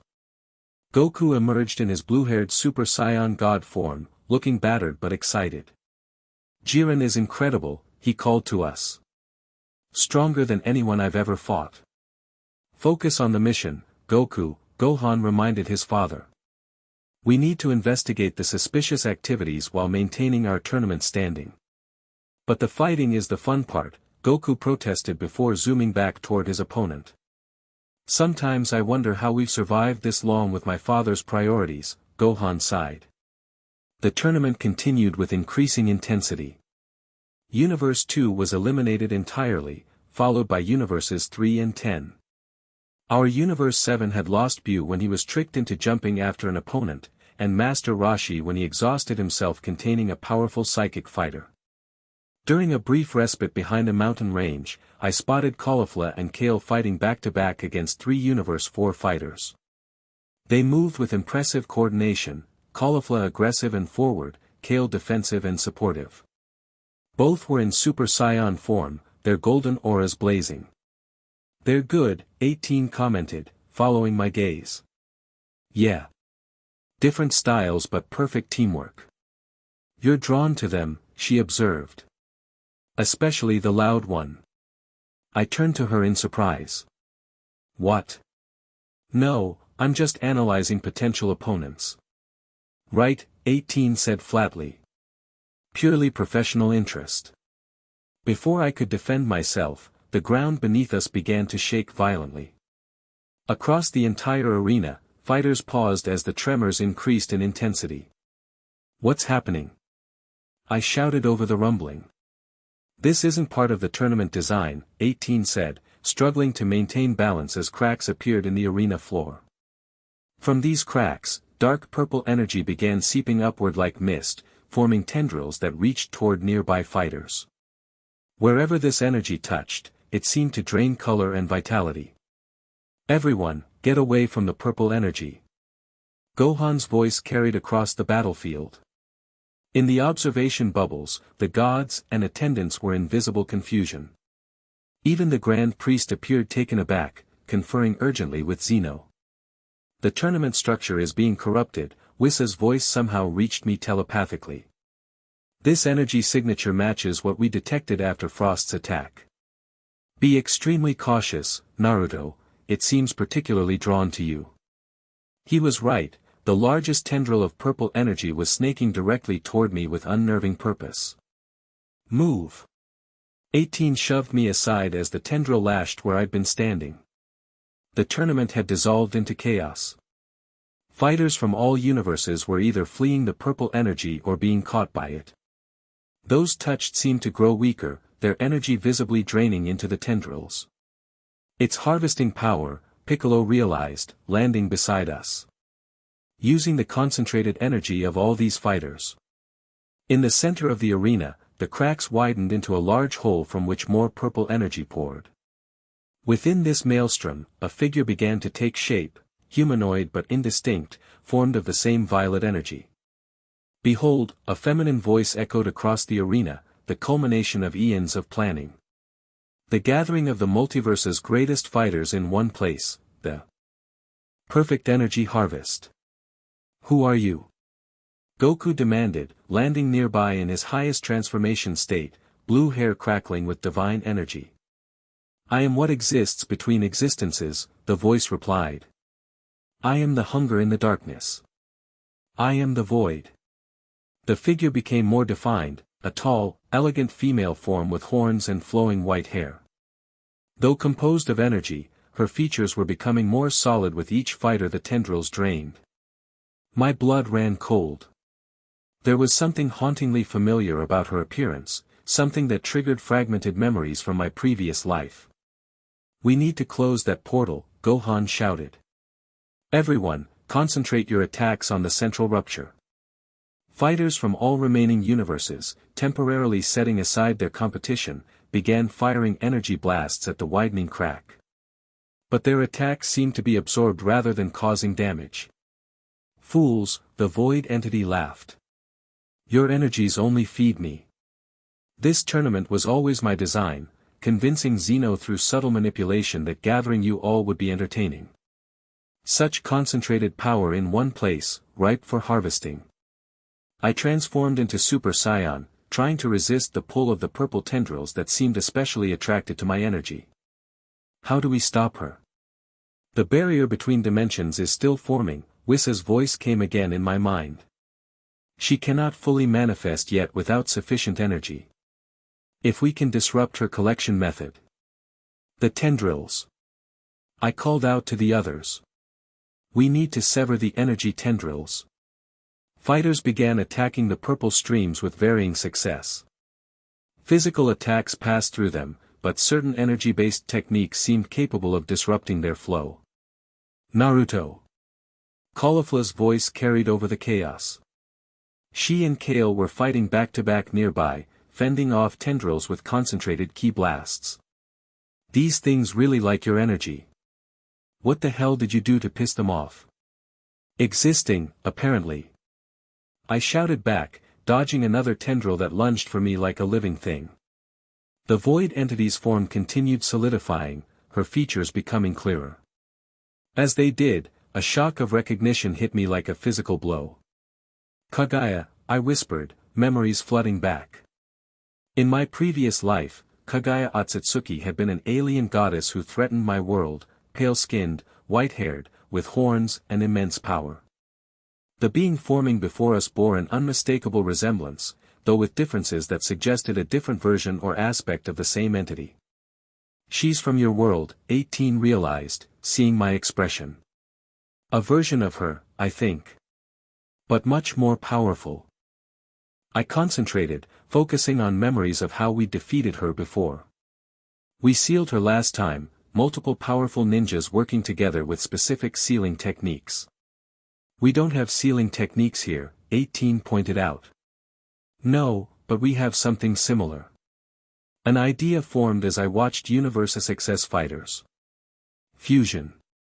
Energy combination. Without further explanation, I charged toward Kefla and Kale, dodging tendrils and fighters along the way. I need your help. I called as I reached them.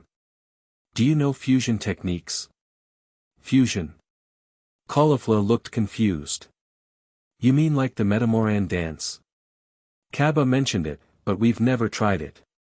No time to learn complicated methods, I said urgently. But I've seen Saiyans in Universe 6 use Pot-era earrings for instant fusion. Do you have access to those? Kale spoke up unexpectedly. Kampa has a pair. For emergencies. This definitely qualifies, I said. Can you get them? Kefla looked skeptical. Why should we help Universe 7? This is still a tournament. Look around. This isn't a tournament anymore, it's a trap we all fell into. That being is draining energy from every universe. If we don't stop her, there won't be winners or losers, just consumed universes. The ground shook more violently as the void entity, Kagaya or whatever version of her existed here, grew more substantial. Several fighters who had been caught by tendrils collapsed, their energy completely drained. Fine, Kefla decided. Kale, get the earrings from Kampa. I'll help hold off these energy-sucking tentacles. As Kale raced toward the observation bubbles, Kefla and I stood back to back, firing key blasts at approaching tendrils. So who is she? Kefla asked between blasts. You recognized her. In my world, she was an alien goddess who wanted to drain all chakra, our version of key energy, to become all-powerful. We barely stopped her then, and she seems much stronger now. Great. Goddess with universe-eating powers. Just another Tuesday, right?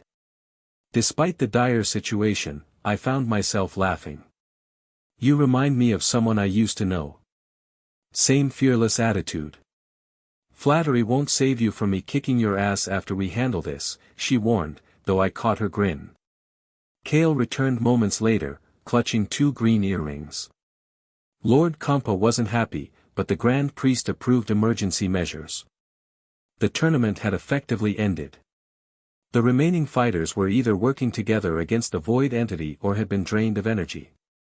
Our Universe 7 team was coordinating with others to keep the tendrils at bay while Goku, Vegeta, and Jiren from Universe 11 launched the most powerful attacks they could muster at the entity herself, to minimal effect. Hurry with those earrings, I urged as Kefla and Kale examined them. So we just put them on opposite ears? Kefla asked. That's what I've been told. The right person wears on the left ear, left person on the right ear. Kale looked nervous. Will we still be us? After? From what I've seen, you become a new being with both your powers and personalities combined. But it's temporary with Pot-era unless a Supreme Kai is involved. Kefla took a deep breath. Alright, Kale. Ready to become the strongest fighter in the tournament? Kale nodded determinedly. With you, Kefla, I'm ready for anything. They each took an earring. Before putting them on, Kefla glanced at me.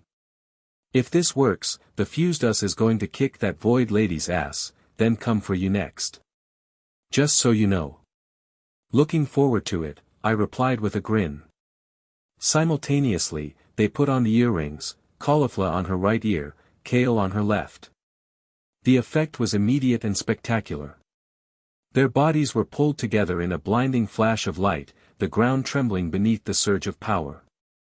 When the light faded, a single fighter stood where 2 had been, a powerful female Saiyan with spiky hair featuring Kefla's style but Kale's coloring, muscular like Kale but with Kefla's confident posture.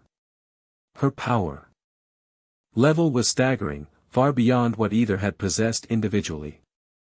This is amazing, the fused being exclaimed, examining her hands with a voice that carried echoes of both Kefla and Kale. I'm neither Kefla nor Kale. I am Kefla. The newly formed Kefla powered up instantly to Super Saiyan, her golden aura blazing with intensity that dwarfed most fighters present. The purple tendrils immediately shifted focus, multiple streams converging toward this new massive energy source. So these things want my energy? Kefla smirked. Let's see how they handle it when I overload them. She began channeling power in a way I'd never seen, not just releasing it chaotically, but directing it in controlled bursts through the tendrils, causing them to bulge and distort as if overfed. Everyone! I called to the other fighters. Follow Kefla's lead. Don't just fight the tendrils, overload them with more power than they can handle. 18 was the first to understand, directing a concentrated beam of energy directly into a tendril rather than trying to cut it. The purple strand swelled unnaturally before rupturing in a shower of sparks. Other fighters quickly adopted the strategy. Goku and Vegeta, fueled by their highest transformations, poured tremendous power into the largest tendrils. Fighters from Universe 6, 11, and the remaining universes coordinated their attacks on different sections. It's working. Gohan called out. The portal is destabilizing. The void entity, Kagaya, screamed in rage as her form began to flicker. No. The harvest must continue. I will not be denied again. Her gaze fixed directly on me, recognition flaring in her otherworldly eyes. You. Always you, interfering with my ascension. You know what they say, I called back, gathering energy for a final attack. Third time's the charm.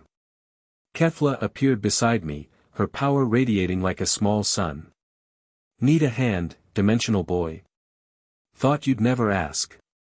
Together, we charged our most powerful attacks, my spiral impact enhanced with Super Saiyan energy, her condensed ki beams glowing emerald and gold. Now! I shouted. Our combined attack struck the partially formed entity directly, just as the other fighters succeeded in overloading and rupturing the remaining energy tendrils. Without her collection method and faced with our overwhelming counterattack, the void entity began collapsing in on herself.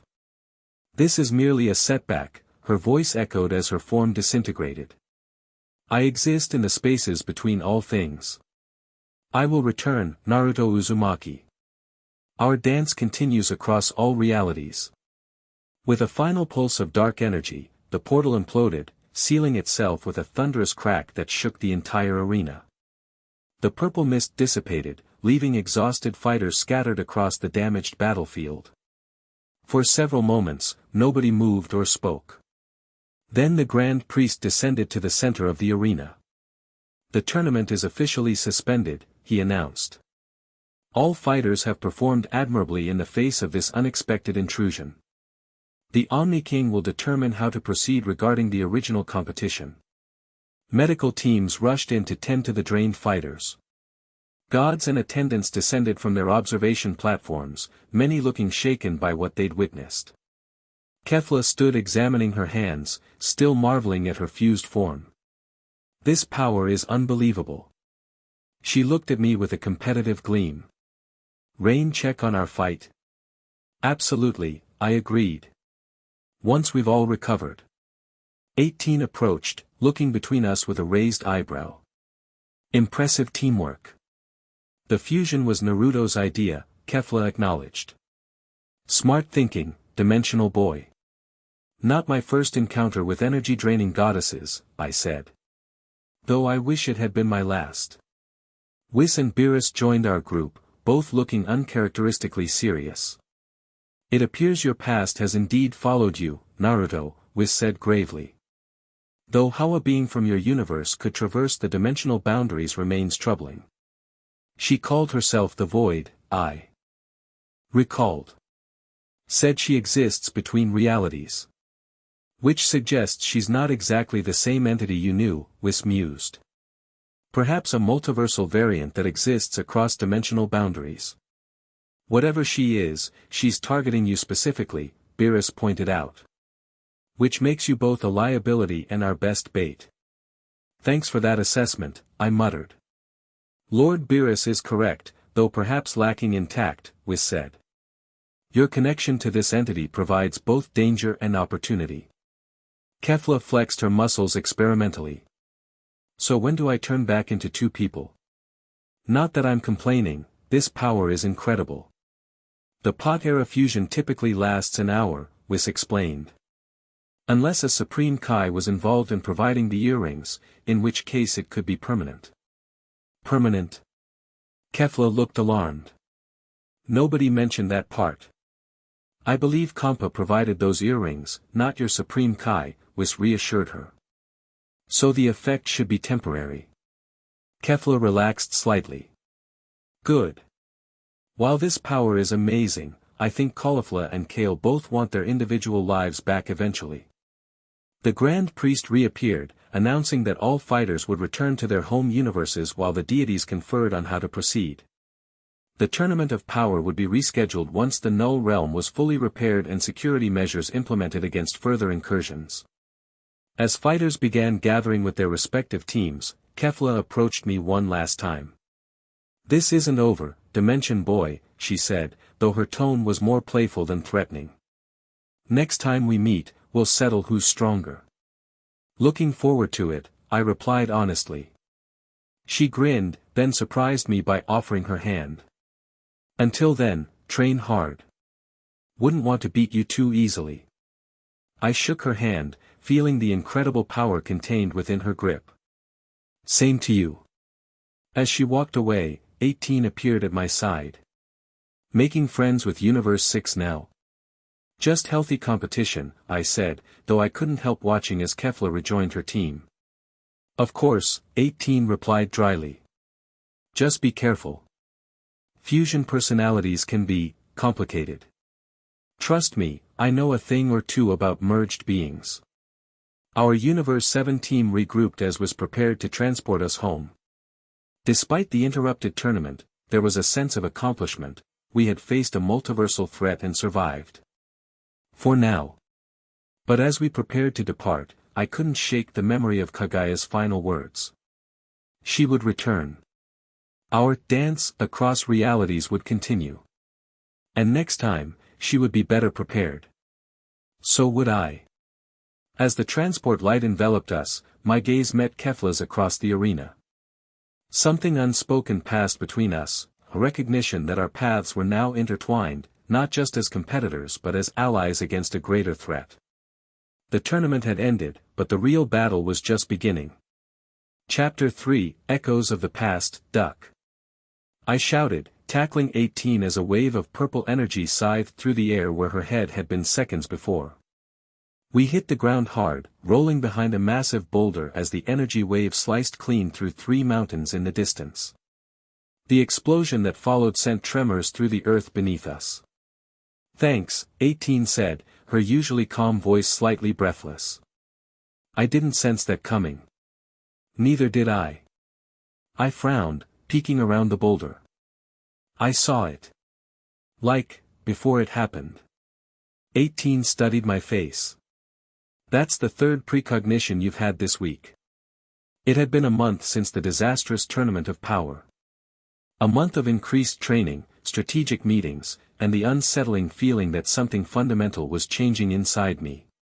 The visions had started as flickers, brief glimpses of events seconds before they occurred. But they were getting stronger, more vivid. And more disturbing.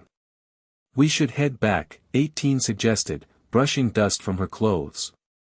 Report this to Whis. I nodded, though part of me wanted to continue our sparring session. Since the tournament, training had been my anchor, the one constant in a sea of uncertainty.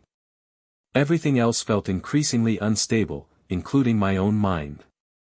As we flew back toward Capsule Corp, the sunset painted the sky in brilliant oranges and pinks. Something about the colors triggered another flash, not of the future this time, but of the past. Cherry blossoms floating on the breeze. A pink-haired girl laughing. A village hidden among leaves. The vision hit so suddenly I faltered mid-flight, dropping several feet before catching myself. Naruto. 18 was instantly at my side, concern evident despite her measured tone. I'm fine, I lied. Just tired. She didn't believe me, I could tell from her expression, but she didn't push. That was one of the things I'd come to appreciate about 18. She gave space when needed. By the time we landed at Capsule Corp, I'd had 3 more flashes of my previous life. They weren't just random memories anymore. They were becoming sequential, coherent, telling a story I'd mostly forgotten. Whis was waiting for us in Bulma's garden, sipping tea with his usual serene expression. But I'd learned to read the subtle tells in his posture. Something was bothering him. "Ah, Naruto, Android 18, how was your training expedition?" he asked pleasantly. Naruto had more visions, 18 reported before I could downplay it. Combat precognition, and something else he's not talking about. Whis set down his teacup, his expression sharpening. Is that so? Please, describe these visions in detail. I sighed, dropping into a chair across from him. The precognition stuff is new. I'm seeing attacks before they happen, not just sensing energy buildups, but actually seeing the completed attack maybe 2 or 3 seconds before it occurs. Fascinating. Whis leaned forward. And that is something else that Android 18 mentioned? I hesitated, unsure how to explain the fragmented memories flooding back. I'm remembering things from my previous life. Not just flashes anymore. Detailed sequences. People. Places. Battles. The dimensional barriers are thinning, Whis murmured, almost to himself. Just as I feared. What does that mean? Why am I suddenly remembering everything? Whis stood, pacing elegantly across the garden. When you were reborn in this universe, your soul underwent a transformation to adapt to our reality's energy systems. Your chakra pathways were converted to key channels. Your memories were suppressed to allow proper integration. So why are they coming back now? The void entity's intrusion at the tournament created cracks in the dimensional boundaries, like small fissures between realities. Your consciousness is essentially straddling 2 universes now, which explains both the returning memories and the precognition. Is it dangerous? 18 asked directly. Whis considered the question carefully. It could be. If the process accelerates too rapidly, Naruto's mind might not be able to process the conflicting realities. However, it also presents an opportunity. What kind of opportunity? I asked. Your connection to both universes gives you a unique advantage against the void entity. You might be able to perceive her movements between dimensions, anticipate her attacks in ways none of us can. Another flash hit me suddenly, a vision of white hair, pale eyes, a third eye opening on a goddess-like forehead. Kaguya, I whispered. What about her? Whis asked sharply. The void entity. She's a version of Kaguya Otsutsuki from my world. But, different. Stronger. Like she's evolved beyond what she was in my reality. Whis nodded, as if I'd confirmed something he already suspected. I believe your Kaguya and our void entity were once the same being, a primordial consciousness that exists across multiple reality clusters. In your world, she manifested one way. Here, she has taken a more cosmic form. Great, I muttered. An interdimensional goddess with a grudge against me specifically. Just what I needed. Actually, this knowledge is quite valuable, Whis countered. Understanding her nature gives us insight into her motivations and potential weaknesses. I stood up, too restless to remain seated. In my world, we sealed her away.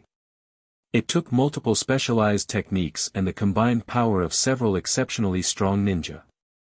And here we must find an equivalent solution using this universe's methods, Whis concluded.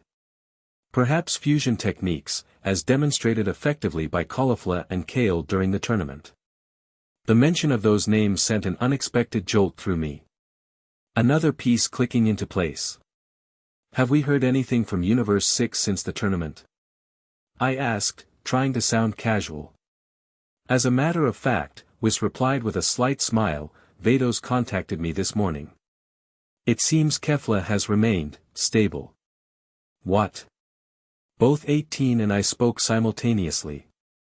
The pot-era fusion didn't wear off as expected, Whis explained. Apparently, Kampa's earrings were indeed created by their Supreme Kai, despite what he told them. The fusion was permanent, or would have been, under normal circumstances. What do you mean, would have been? I pressed. It seems Kefla has developed the ability to temporarily separate back into caulifla and kale when she chooses, then refuse at will. A most unprecedented development. Vados believes the unique properties of Saiyan biology combined with their close psychological bond has created a new type of fusion entity. That's... I struggled to find the right word. Complicated. Indeed. And potentially useful. Whis tapped his staff thoughtfully. Vados has requested a joint training session, Universe 6 and 7 working together to prepare for the Void Entity's return. Lord Beerus was initially resistant, but has agreed after some persuasion from Lord Zeno. When? 18 asked. Tomorrow. Here on Earth, in fact. Lord Kampa and Vados will bring their strongest fighters, primarily Kefla and Hit. I nodded, unsure how to feel about this development. On one hand, more allies against Kaguya could only help. On the other, the prospect of seeing Kefla again stirred complicated emotions I wasn't entirely ready to examine. I should get some rest, then, I said, stretching to cover my sudden discomfort. Want to be fresh for tomorrow. As I turned to leave, Whis called after me, Naruto, one more thing. I paused. Yeah. Don't fight the returning memories. The more you resist, the more painful the process will become. Your past and present selves must integrate if you hope to face what's coming. Got it. Embrace the mental breakdown. Super helpful advice. Whis smiled knowingly. It's not a breakdown, Naruto. It's an awakening. That night, the memories came in full force. Not glimpses or fragments, but complete sequences playing out in vivid detail. The Academy days. Team 7. Assignments. The Chunin exams. Sasuke's betrayal. Jiraiya's training. The Akatsuki. The Great Ninja War. The final battle with Kaguya. Each memory carried not just images but emotions, physical sensations, even smells and tastes. I relived years of my previous life in hours, my body twitching and turning as my mind traveled between worlds. The most intense memories centered around Kaguya herself, the primordial goddess who had nearly consumed my world's chakra entirely. Her cold, alien presence. Her terrifying power. Her complete disconnection from human understanding or empathy. But now I was seeing new angles, connections I hadn't made before. Kaguya hadn't simply been consuming chakra, she'd been collecting it, condensing it, preparing it as fuel for something larger. Something beyond my world entirely. She had been preparing to breach the walls between universes even then. I woke with a gasp, sitting bolt upright in bed, sweat soaking my sheets. The digital clock read 4:17 a.m. Naruto. A soft knock accompanied the voice at my door. Come in, I called, rubbing my face. 18 entered, already dressed despite the early hour. She studied me with those penetrating blue eyes. I heard you from down the hall, she said. You were calling out names in your sleep. Sorry. Did I wake the whole house? No. I don't sleep much. She sat on the edge of the bed. Who's Sakura? The name sent another jolt of memory through me. Pink hair. Fierce determination. Healing hands. Devastating strength. She was, my teammate. My friend. I sighed, running a hand through my hair. In my past life. You called her name several times. And someone called Sasuke. My other teammate. My best friend. My rival. 18 was silent for a moment. You loved them. It wasn't a question, but I answered anyway.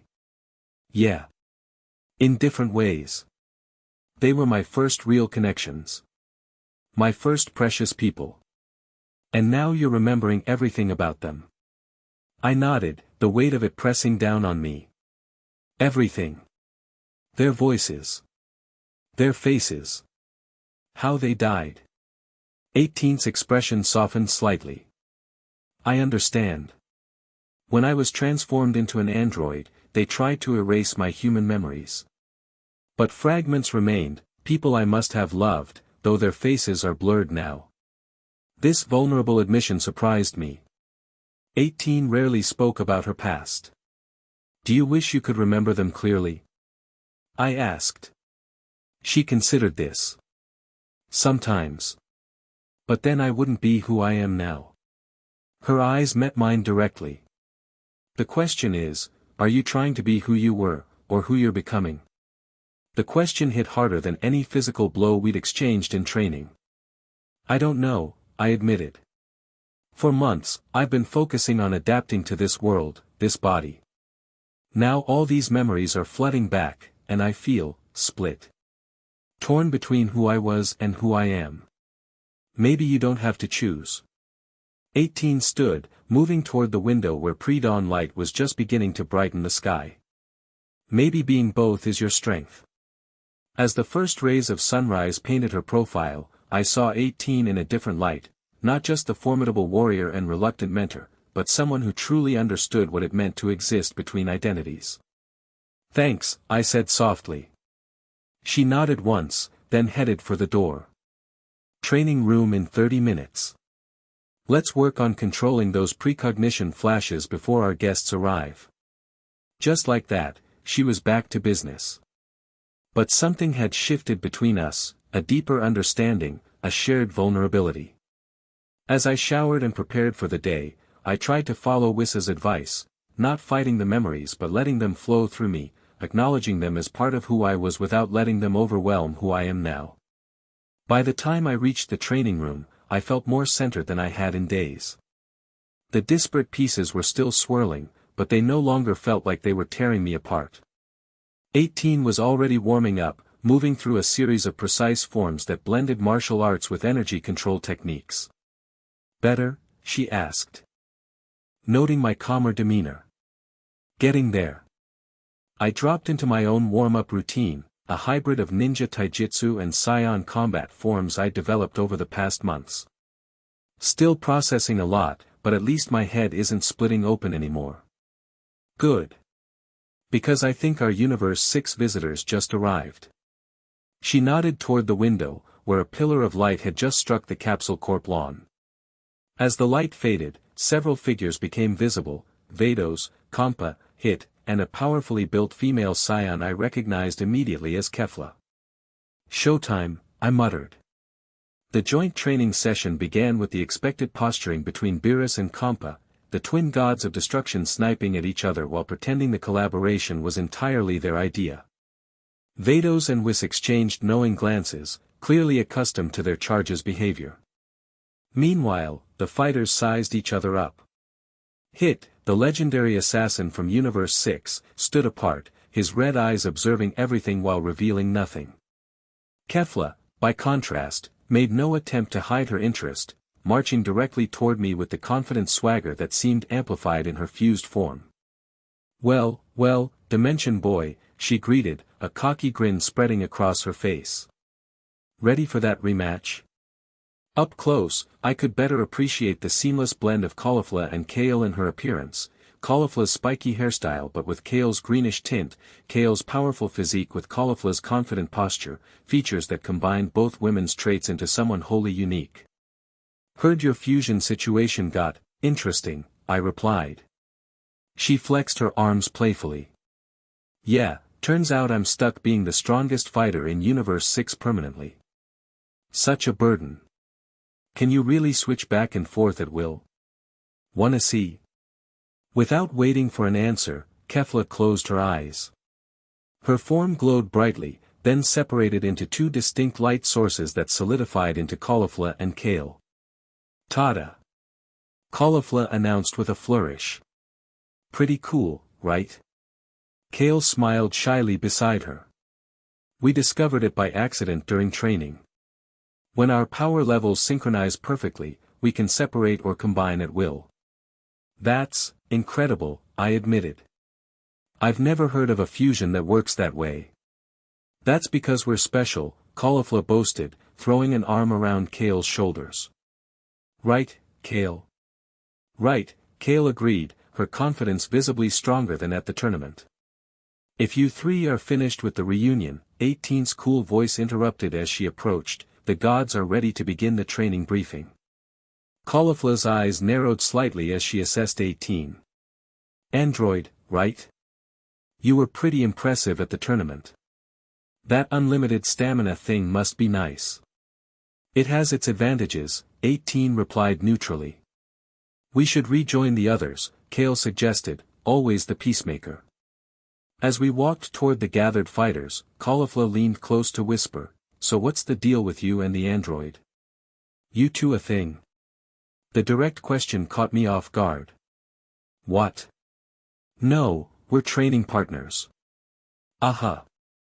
Kefla's tone made it clear she didn't believe me.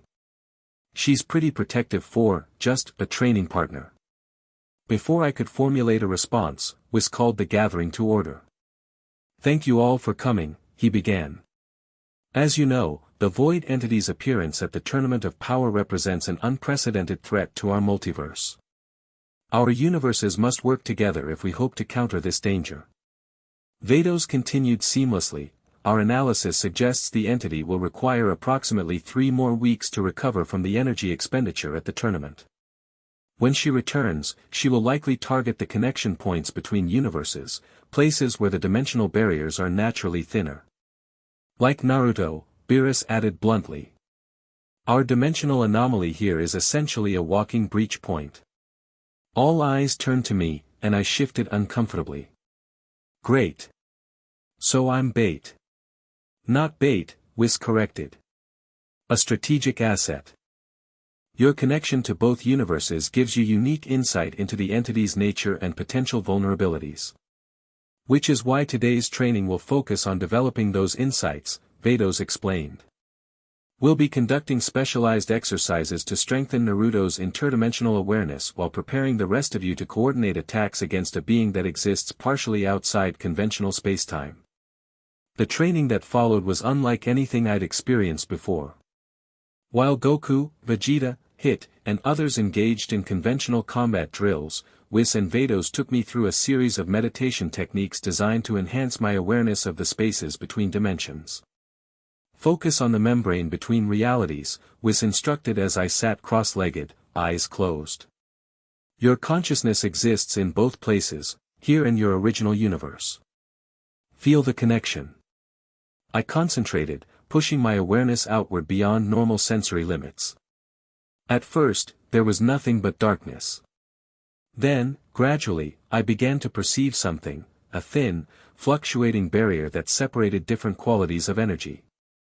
"I can see it," I murmured. "Like a wall made of light, but flexible. Porous." "Excellent," Vados encouraged.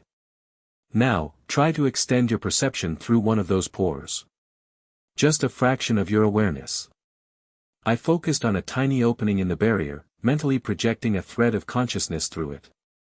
Immediately, sensations flooded me, familiar energies, the distinctive feel of chakra rather than ki, the natural energy of my homeworld. "It's there," I gasped. "My world, it still exists." "Not exactly," Whis cautioned. "What you're perceiving is an echo, the imprint your universe left on the dimensional membrane before it was consumed.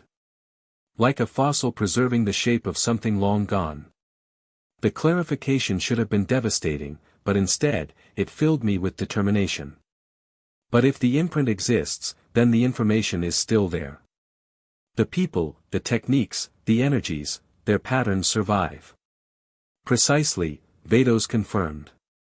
"And those patterns might be the key to defeating the void entity." She consumed your world, but didn't fully digest its unique energies. They remained distinct within her, potentially a vulnerability. As the meditation continued, I began mapping the dimensional barriers, identifying weak points and strange fluctuations. One area in particular drew my attention, a massive distortion roughly 1,000 miles above Earth. There, I said, pointing skyward though my eyes remained closed. The largest breach is forming there. That's where she'll come through. Whis and Vados exchanged significant glances. How soon? Whis asked. I concentrated harder, trying to gauge the rate of deterioration in the barrier. 5 days. Maybe 6. Not 3 weeks like you estimated. The process is accelerating, Vados noted with concern. We must adjust our preparations accordingly. When I finally opened my eyes, I found the other fighters had paused their training to watch our session. Kefla and Kale had refused into Kefla, who stood with arms crossed, studying me with intense interest. You were glowing, she informed me. Like, literally glowing with 2 different colors of energy. Gold and blue, 18 elaborated, standing nearby. Ki and something else. Chakra, I explained, rising somewhat unsteadily to my feet. The energy from my previous universe. You found something important, Kefla guessed, her enhanced perception catching the tension between Whis and Vados. I nodded grimly. She's coming sooner than we thought. And I know where. The rest of the day was spent revising our strategy. Instead of weeks of preparation, we now had less than a week to ready ourselves for Kagaya's arrival. The training intensified, with fighters practicing coordinated attacks designed to target interdimensional entities. During a brief water break, Kefla approached me as I sat beneath a tree, still processing the morning's revelations. So, she began, dropping down beside me, you can see between dimensions now. That's pretty handy. More like I can feel them, I clarified. It's hard to explain. Like having an extra sense that's suddenly activated. She nodded, surprisingly understanding. I get it. When Kefla and Kale first fused into me, I had senses neither of them possessed individually. Still figuring some of them out. Is it weird? Being 2 people and 1 person simultaneously? Kefla considered this. At first, absolutely. There were these internal arguments, Kefla wanting to charge ahead, Kale suggesting caution. But now, it's more harmonious. 2 perspectives enhancing each other rather than competing. Sounds a lot like what I'm going through with my past and present selves, I admitted. Exactly. She punched my arm lightly, though with her strength it still stung. You get it. Most people look at me like I'm a freak when I try to explain. Trust me, I know all about those looks. Try telling people you died and got reborn as an alien warrior from another universe. She laughed, a rich sound that carried elements of both Kefla's brashness and Kale's warmth. We're quite the pair of interdimensional weirdos, aren't we? I guess we are. A companionable silence fell between us as we watched the others training. After a moment, Kefla spoke again, her tone more serious. This void entity, Kagaya. You fought her before, right? In your previous life? Yeah. It took everything we had to seal her away. And that version was apparently weaker than what we're facing now. But you won, Kefla pointed out. You beat her once. That counts for something. I suppose it does. So what's the plan this time? Got any ninja tricks up your sleeve? I smiled slightly at her phrasing. Working on it. The sealing technique we used before required specific powers I don't have in this form. But I'm thinking maybe we can adapt the concept using this universe's methods. Like fusion. Exactly like fusion. If multiple fighters can combine their energies in the right configuration, we might be able to create something equivalent to the 6 paths sealing technique from my world. Kefla's eyes lit up with excitement. Count me in. I'm already a fusion, so I'm halfway there, right? It's not that simple, but your experience with maintaining a stable fusion might actually be crucial. From across the training ground, I noticed 18 watching our conversation, her expression unreadable. When our eyes met, she turned away, resuming her sparring match with Hit. Your android friend doesn't like me much, Kefla observed, following my gaze. 18 doesn't really like anyone much, I replied automatically, though I knew that wasn't entirely true. She's just reserved. Kefla's tone was skeptical. Reserved. Sure. Before I could question her meaning, Whis called everyone back for the afternoon training session. This time, we focused on practical applications, how to recognize and target an opponent who exists partially outside our dimension. By sunset, everyone was exhausted but determined. We had 5 days to prepare for a battle unlike anything this universe had seen before. As the Universe 6 fighters prepared to return home, Kefla approached me one last time. We're coming back tomorrow for more training, she said. But I had an idea. What if I stayed? Just me. To work on those fusion techniques you mentioned. I hesitated, caught off guard by the suggestion. I mean, that makes sense strategically, but, great. It's settled then. She grinned triumphantly. Vados can come collect me when we're done. Before I could protest, she had already bounced away to inform Vados of the plan. The angel merely raised an eyebrow but offered no objection. As our guests departed, minus Kefla, 18 appeared at my side.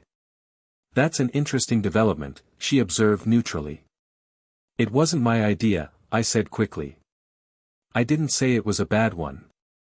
Her fusion stability could be valuable to study. Right. Exactly. For strategic purposes. 18's lips curved in the barest hint of a smile. Of course. Strategy. She walked away, leaving me with the distinct impression I was missing something important. 3 days of intensive training followed, with fighters from both universes coming and going as we refined our approach. Kefla remained at Capsule Corp, working closely with me on developing a fusion-based sealing technique that might contain Kaguya. The challenge was immense. In my previous life, the seal had required the combined powers of the Sage of Six Paths' direct descendants, channeling ancient chakra with precise hand signs and incantations.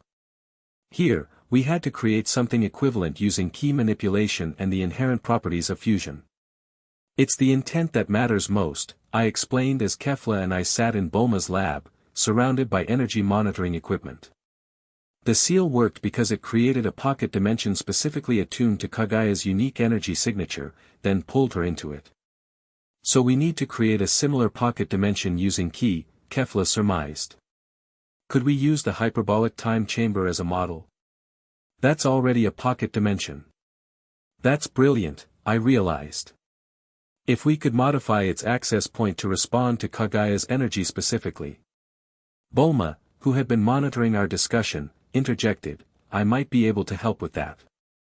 If you can provide an energy sample that matches Kaguya's signature, I could design a containment field tuned to those specific frequencies. But how do we get her energy signature before she arrives?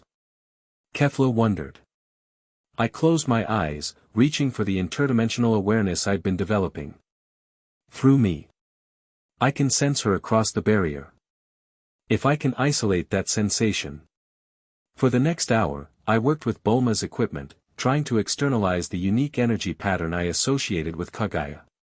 It was difficult, requiring a level of concentration I'd never attempted before, but eventually, the sensors detected something, a faint but distinctive energy signature unlike any recorded in this universe. Got it. Bulma exclaimed. It's weird, part ki, part something else, with quantum fluctuations I've never seen before. But it's definitely a unique pattern we can target. Now we just need a way to deliver the seal, I said. In my world, we had to physically touch Kaguya with our sealing technique. Physical contact with an interdimensional entity. 18 had entered the lab silently, catching the end of our conversation. That's a significant risk. I'll do it, Kefla volunteered immediately. I'm the strongest fusion fighter we have. If anyone can get close enough to make contact, it's me. It's not about raw strength, I cautioned. Kaguya can shift between dimensions instantly. Touching her requires predicting where she'll be before she gets there. Which is where your precognition comes in, 18 deduced. You can anticipate her movements. I nodded. But I need to be close enough to relay that information instantly. Which means you'll need to be right beside whoever delivers the seal, 18 finished. Both of you at maximum risk. I'm fine with that, Kefla declared confidently. It's settled then, I concluded. Kefla delivers the seal, guided by my precognition. The others provide cover fire and distraction. Bulma frowned at her computer screens. There's still the matter of generating enough energy to power the seal.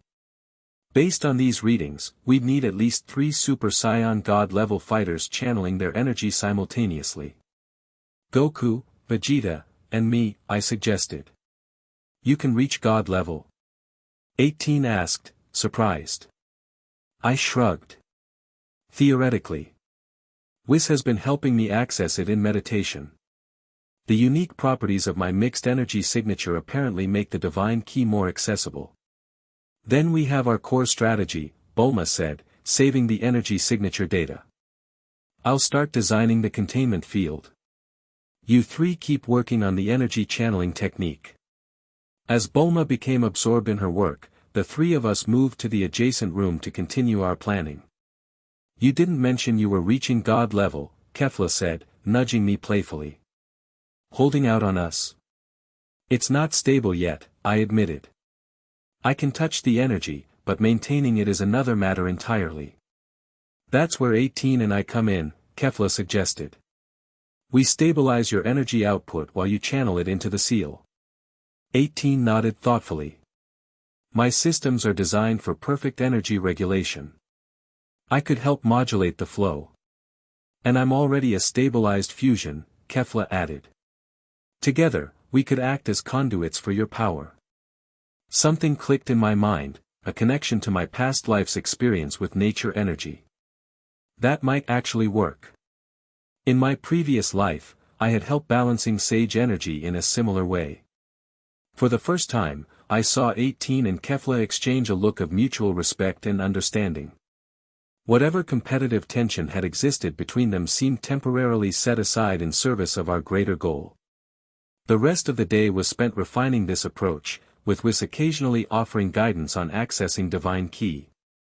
By evening, I could maintain a flicker of godly energy for nearly 30 seconds, not nearly enough for our purposes, but progress nonetheless. As night fell and we prepared to resume training early the next morning, 18 pulled me aside in the hallway outside my room. You're pushing too hard, she said without preamble. Your energy is fluctuating dangerously. You need rest. We only have 2 days left, I reminded her. Rest isn't exactly a luxury we can afford. If you burn out before the battle, what good will all this preparation be? Her tone was practical, but I caught the concern beneath it. I'll be fine. Saiyan bodies are resilient. Your body, yes. But your mind is still adjusting to the dimensional awareness. You need mental rest as much as physical. She was right, and we both knew it. The constant strain of maintaining awareness across dimensional boundaries was taking its toll. Headaches had become my constant companion, and the precognitive flashes were increasingly disorienting. Fine, I conceded. I'll take tonight off. Actual sleep. Promise. She studied my face, as if assessing my sincerity, then nodded. Good. I'll hold you to that. As she turned to leave, I called after her, 18. Thanks. For looking out for me. She paused, glancing back with that almost smile. Someone has to. You certainly won't do it yourself. After she'd gone, I entered my room to find Kefla sitting cross-legged on my bed, eyes closed in meditation. She opened one eye as I entered. Your android friend giving you a lecture about taking care of yourself, she asked knowingly. How did you, please? It's obvious she worries about you. Kefla patted the bed beside her. Come on. I'm trying something that might help both of us. Cautiously, I sat beside her. What exactly are we doing? Fusion energy harmonization. Vados taught me the basics before she left. If we can synchronize our energy patterns, it might make the sealing technique more effective. And this requires being on my bed because... She grinned mischievously. It doesn't. But your reaction was worth it. Despite my exhaustion, I found myself laughing. There was something refreshing about Kefla's straightforward approach to everything. Alright, let's try it, I agreed. What do I need to do? Just sit facing me, close your eyes, and focus on your energy core. I'll do the rest. I complied, settling into a meditation posture and centering my awareness on the swirling energy at my core. Almost immediately, I sensed Kefla's distinct energy signature reaching out toward mine, a fascinating blend of Caulifla's wild, explosive power and Kale's deep, controlled strength. Your energy is weird, she commented, eyes still closed. Not just Saiyan. There's something else mixed in, something ancient. Probably the remnants of the Nine-Tails chakra from my previous life, I murmured. Whatever it is, it's powerful. Her energy probed deeper, intertwining with mine in a strangely intimate exchange. There. I can feel how your different energy systems connect. The chakra pathways and key channels are overlapping. As our energies continued to harmonize, something unexpected happened. A third energy signature appeared in my awareness, familiar yet distinctive. 18 is outside the door, I said, eyes snapping open. Kefla opened her eyes as well, our connection breaking. How do you know? Before I could answer, a soft knock confirmed my perception. I called for 18 to enter, and she appeared in the doorway, a tablet in her hand. If she was surprised to find Kefla on my bed, she didn't show it. Bulma completed the initial containment field design. She wants your input on the energy distribution nodes. Her gaze moved between us, taking in our meditation posture. Am I interrupting? Just some energy harmonization practice, Kefla explained cheerfully. Want to join? The more synchronized we are for the sealing technique, the better. 18 hesitated, clearly not having expected the invitation. I'm not sure my artificial energy would be compatible. Only one way to find out, Kefla patted the bed on her other side. Three-way energy synchronization might be exactly what we need for the stabilization component.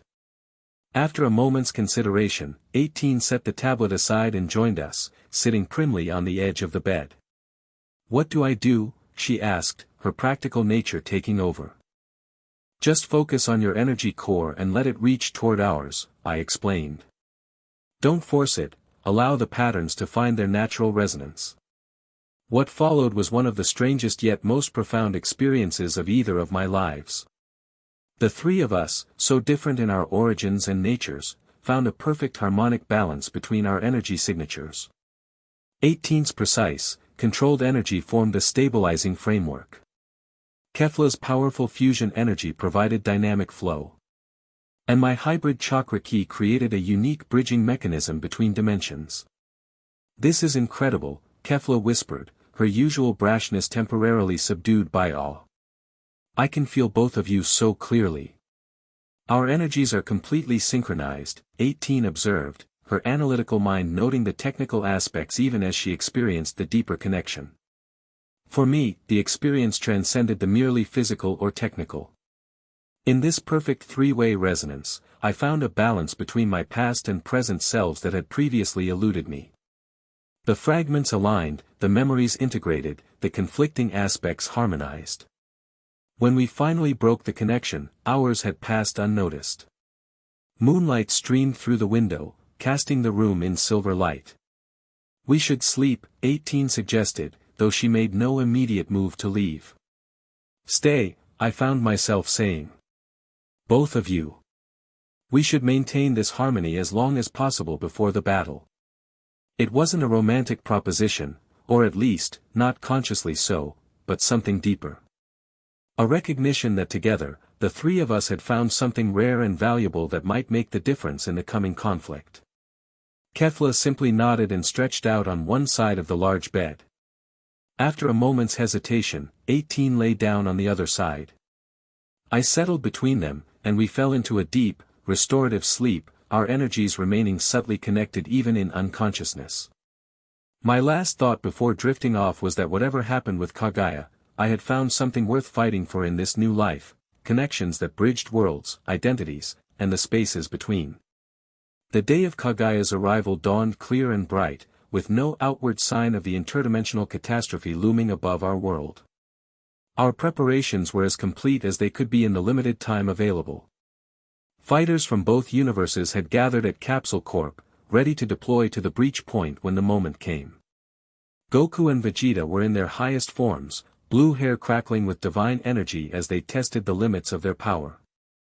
Hit stood apart, his time-skip ability potentially crucial against an opponent who could shift between dimensions. The remaining Z fighters and Universe 6 warriors were arranged in strategic groups, each with assigned roles in our complex plan. Bulma had created a remarkable technological marvel, a containment field generator designed to create a pocket dimension specifically attuned to Kaguya's energy signature. The device resembled a metallic sphere covered in intricate circuitry, small enough to hold in one hand but containing technology beyond anything I'd seen in either of my lives. Remember, Bulma instructed as she handed the device to Kefla, you need to make direct contact with the target. The field will activate automatically when it detects her energy signature, but it requires physical touch to establish the dimensional anchor. Kefla nodded seriously, securing the device to her belt. Got it. Touch the scary dimension lady with the tech ball. Simple enough. The hard part will be getting close enough, I reminded her. Kaguya can shift her physical form between dimensions instantly. You'll need to anticipate her movements. That's where you come in, Dimension Boy. She bumped my shoulder with hers. Your job is to tell me where she'll be before she knows herself. And my job is to ensure both of you survive long enough to complete yours, 18 added, checking the specialized energy dampening gauntlets Bulma had designed for her. They would allow her to temporarily suppress Kaguya's energy manifestations, not stopping them completely, but creating brief windows of vulnerability. The three of us exchanged glances, the night's energy synchronization still resonating between us. No words were necessary to communicate our shared resolve. Whis approached, staff in hand. It's time. My scans indicate the dimensional barrier is beginning to fracture at the designated coordinates. We moved into position for teleportation. Whis would transport our entire group to the breach point high in Earth's atmosphere, where Bulma's spacecraft would provide a stable platform and life support. As we gathered in the transportation circle, I felt a final wave of memories wash over me, faces of friends from my previous life, battles fought, lessons learned. For the first time, these memories didn't feel like intrusions or fragments of a lost identity. They were integrated parts of a whole, wisdom and experience I could draw upon in this new existence. Everyone ready? Whis asked, raising his staff. A chorus of affirmatives answered him. Then let us go to meet destiny. In a flash of light, we were transported to Bulma's massive spacecraft, hovering in the upper atmosphere. Through the reinforced viewport, we could see it, a massive distortion in space itself, like reality being stretched thin. Purple-tinged energy crackled around the edges of the breach, growing more intense by the moment. She's coming, I said, my interdimensional awareness confirming what my eyes could see. The barrier is failing. Positions, everyone, Gohan called out, taking command of the tactical aspect of our plan. Fighters moved with practiced precision to their assigned stations. Kefla, 18, and I took the forward position, with Goku and Vegeta flanking us to provide energy for the sealing technique. The others arranged themselves in defensive formations designed to counter various attack scenarios we had anticipated. 30 seconds to breach, Bulma announced from the ship's control center, monitoring the energy readings. I closed my eyes, extending my perception across the thinning barrier. On the other side, I could feel her, Kagaya, the void entity, gathering her immense power for the crossing. She knows we're waiting, I warned. She's adjusting her approach. Can you tell what she's planning? 18 asked. I concentrated harder, pushing my awareness deeper into the interdimensional space. She's bringing something with her. Energy clusters. Concentrated power from consumed worlds. Weapons? Kefla guessed. No. Worse. I think they're seeds, dimensional anchor points she can use to. The barrier shattered before I could finish, a blinding explosion of light and energy that rocked the spacecraft. When the glare subsided, she was there, Kagaya in her full interdimensional glory. She was both familiar and alien, the same pale skin and white hair I remembered, the same third eye in her forehead, but now she radiated cosmic power on a scale that dwarfed her previous incarnation. Her form shifted subtly, parts of her existing in multiple dimensions simultaneously, making her outline blur and distort. Naruto Uzumaki, her voice resonated with otherworldly harmonics. The one soul who escaped my harvest. How fitting that you would await me here, in another reality I will soon consume. Not happening, Horn Lady. Kefla shouted defiantly. We've got a special welcome package just for you. Kagaya's gaze shifted to Kefla, her expression showing mild interest. A fusion being. How novel. Your combined energy will be particularly satisfying to absorb. Now. Gohan signaled, and our first wave of attacks launched. Energy beams from dozens of fighters converged on Kagaya simultaneously, a dazzling display of power that would have obliterated any normal opponent. She merely raised her hand, and the attacks bent around her, redirected into empty space. Conventional energy attacks are useless, I called out. Switch to disruptive patterns. The fighters adjusted, firing not to directly damage but to create interference patterns in the energy field surrounding Kagaya. This approach proved marginally more effective, causing visible fluctuations in her dimensional stability. Interesting, she acknowledged. You've learned something of interdimensional physics in my absence. She raised both arms, and the seeds I had sensed earlier shot from her sleeves, dozens of small crystalline objects that embedded themselves in the air around the spacecraft. Each immediately began growing, transforming into miniature portals. She's establishing a dimensional network. Whis shouted. Prevent those crystals from fully activating. Fighters scrambled to destroy the crystals, but for each one they shattered, 3 more appeared. Through the growing portals, I glimpsed other worlds, or rather, the consumed remnants of other worlds, transformed into Kagaya's personal dimensions. You cannot stop inevitability, Kagaya stated calmly. This universe, like all others, will become part of my collection. Why? I demanded, buying time as Goku and Vegeta moved into position behind us. Why consume realities? What purpose does it serve? For a moment, something almost like emotion flickered across her alien features. Purpose? Survival, Naruto Uzumaki. The multiverse is dying, collapsing under its own contradictions. Only by absorbing and preserving realities within myself can any aspect of existence continue. That's not preservation, I argued. It's consumption. You're not saving worlds, you're feeding on them. A matter of perspective, she dismissed. Regardless, your resistance is futile. Even now, my dimensional anchors are establishing themselves across this world.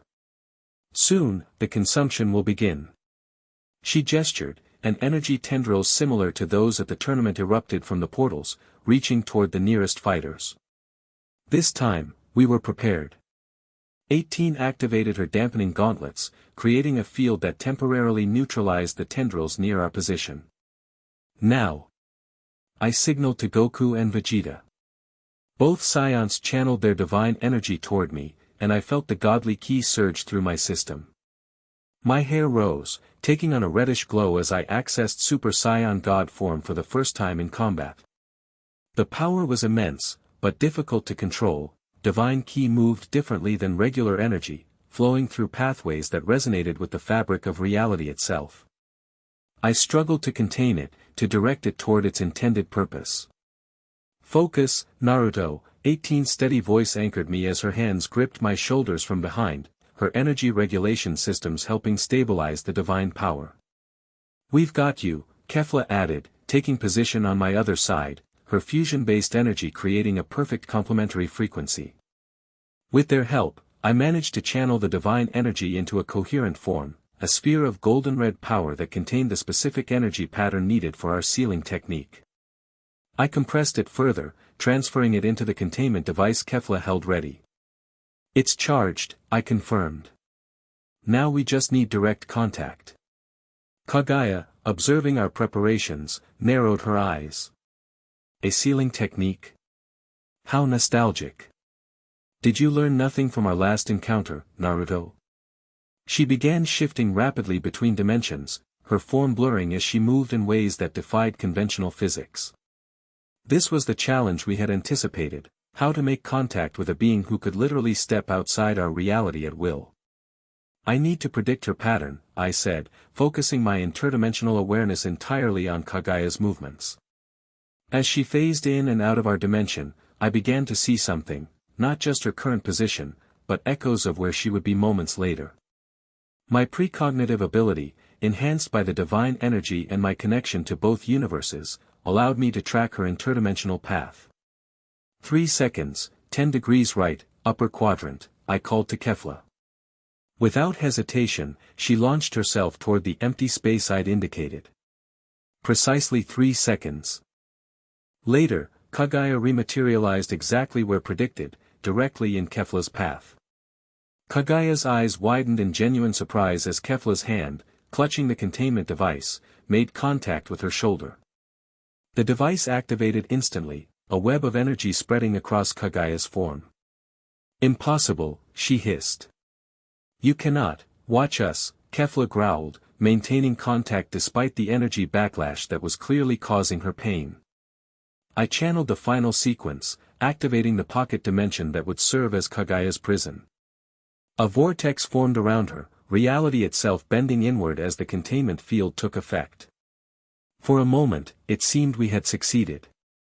Kagaya's form began to distort, pulling toward the dimensional pocket created by our sealing technique. Her face contorted with rage and disbelief. Then everything went wrong. With a scream that transcended dimensions, Kagaya released a pulse of power unlike anything we had anticipated. The sealing vortex shattered, and Kefla was thrown backward, the containment device cracking in her hand. Impudent creatures. Kagaya's voice thundered as her form expanded, growing to colossal proportions. You dare attempt to cage me? I who have consumed entire reality clusters. Energy lashed out in all directions, sending fighters flying. The spacecraft's shields buckled under the assault, warning klaxons blaring throughout the vessel. Plan B, 18 said grimly, helping Kefla to her feet. I nodded, my mind racing. We had discussed contingencies, but none had accounted for this level of power. The sealing technique had failed. Our primary strategy was in ruins. Yet something nagged at my consciousness, a detail observed during the failed sealing attempt. For just a moment, when the containment field had begun to take effect, I'd glimpsed something inside Kagaya. A core of energy that resonated differently than the rest of her being. There's a weakness, I realized aloud. Her core, it's not fully integrated with the energies she's absorbed. The consumed realities are still distinct within her. What does that mean for us? Kefla asked, clutching her injured arm where contact with Kagaya had burned through her armor. It means we don't need to seal her entire being, I explained as the idea crystallized. We just need to target the core, her original form. And how exactly do we do that? 18 questioned, practical as always. We need to force her to overextend. When she projects her power across too many dimensional anchors simultaneously, the core becomes vulnerable. Kagaya was now systematically destroying our defensive formations, absorbing energy from fighters who couldn't escape her range quickly enough. Goku and Vegeta were launching their most powerful attacks to minimal effect. Hit was using his time skip ability to evacuate injured fighters to safer positions. We need to activate all her dimensional anchors at once, I continued. Force her to divide her attention across all her portals. I can handle that, Hit volunteered, appearing beside us momentarily. My time skip allows me to reach multiple locations in rapid succession. Do it, I confirmed. Trigger every anchor you can find. Kefla, 18, we need to prepare for a synchronized strike when the core is exposed. As Hit vanished to begin his task, we huddled quickly to coordinate our attack. The plan was desperate, improvised, but it was all we had left. I'll need to channel divine energy directly into her core, I explained. Not to seal her, but to disrupt the dimensional frequencies that allow her to maintain cohesion across realities. You'll need direct contact, 18 pointed out. After what happened to Kefla. I know. But I have an advantage, my energy signature partially matches her dimensional frequency because of my origin. I can withstand contact long enough to deliver the disruption. Kefla frowned. And what happens to you in this scenario? I avoided the question. Once the disruption begins, you too deliver the final strike. Combined energy attack, precisely calibrated to the frequency I establish. 18's eyes narrowed. You didn't answer her question. Because you won't like the answer. Around us, the battle raged with increasing desperation. Hit was blinking in and out of existence, triggering dimensional anchors across the battlefield. Each activated portal caused Kagaya to extend her consciousness further, her main form beginning to show signs of strain. There has to be another way, Kefla insisted. If you have one, I'm all ears. Otherwise, this is what we've got.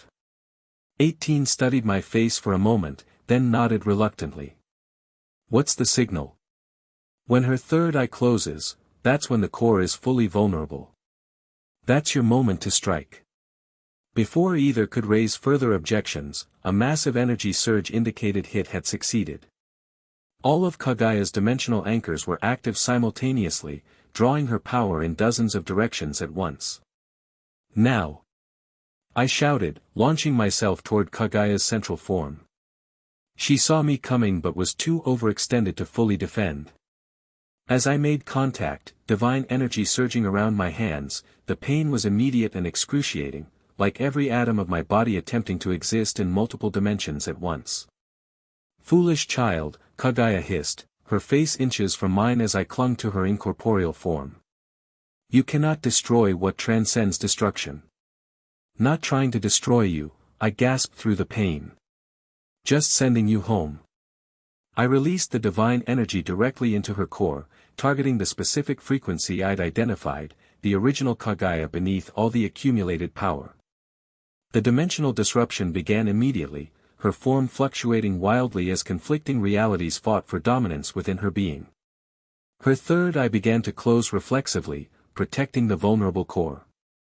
Now! I screamed to Kefla and 18. They were ready. Moving in perfect synchronization, they released their combined attack. Kefla's massive energy wave merged with 18's precisely calibrated beam, both attuned to the frequency I had established in Kagaya's core. The combined energy struck Kagaya's third eye just as it fully closed, penetrating the dimensional barriers she had established around her original form. What followed defied description in any human language. Kagaya's form didn't so much explode as unravel, dimensions separating and collapsing in on themselves in a cascading failure that rippled outward from her core. Her scream transcended sound, becoming a distortion in reality itself. I was still in contact with her when it happened, and the dimensional backwash hit me with full force. I felt my consciousness being torn apart, scattered across multiple realities. Memories from both my lives flashed before me, fragmenting and recombining in impossible patterns.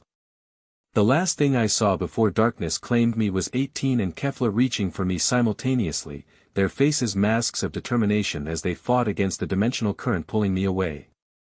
Then nothing. Voices penetrated the darkness, distant at first, then gradually clearer. Stabilizing, but his energy signature is still fluctuating.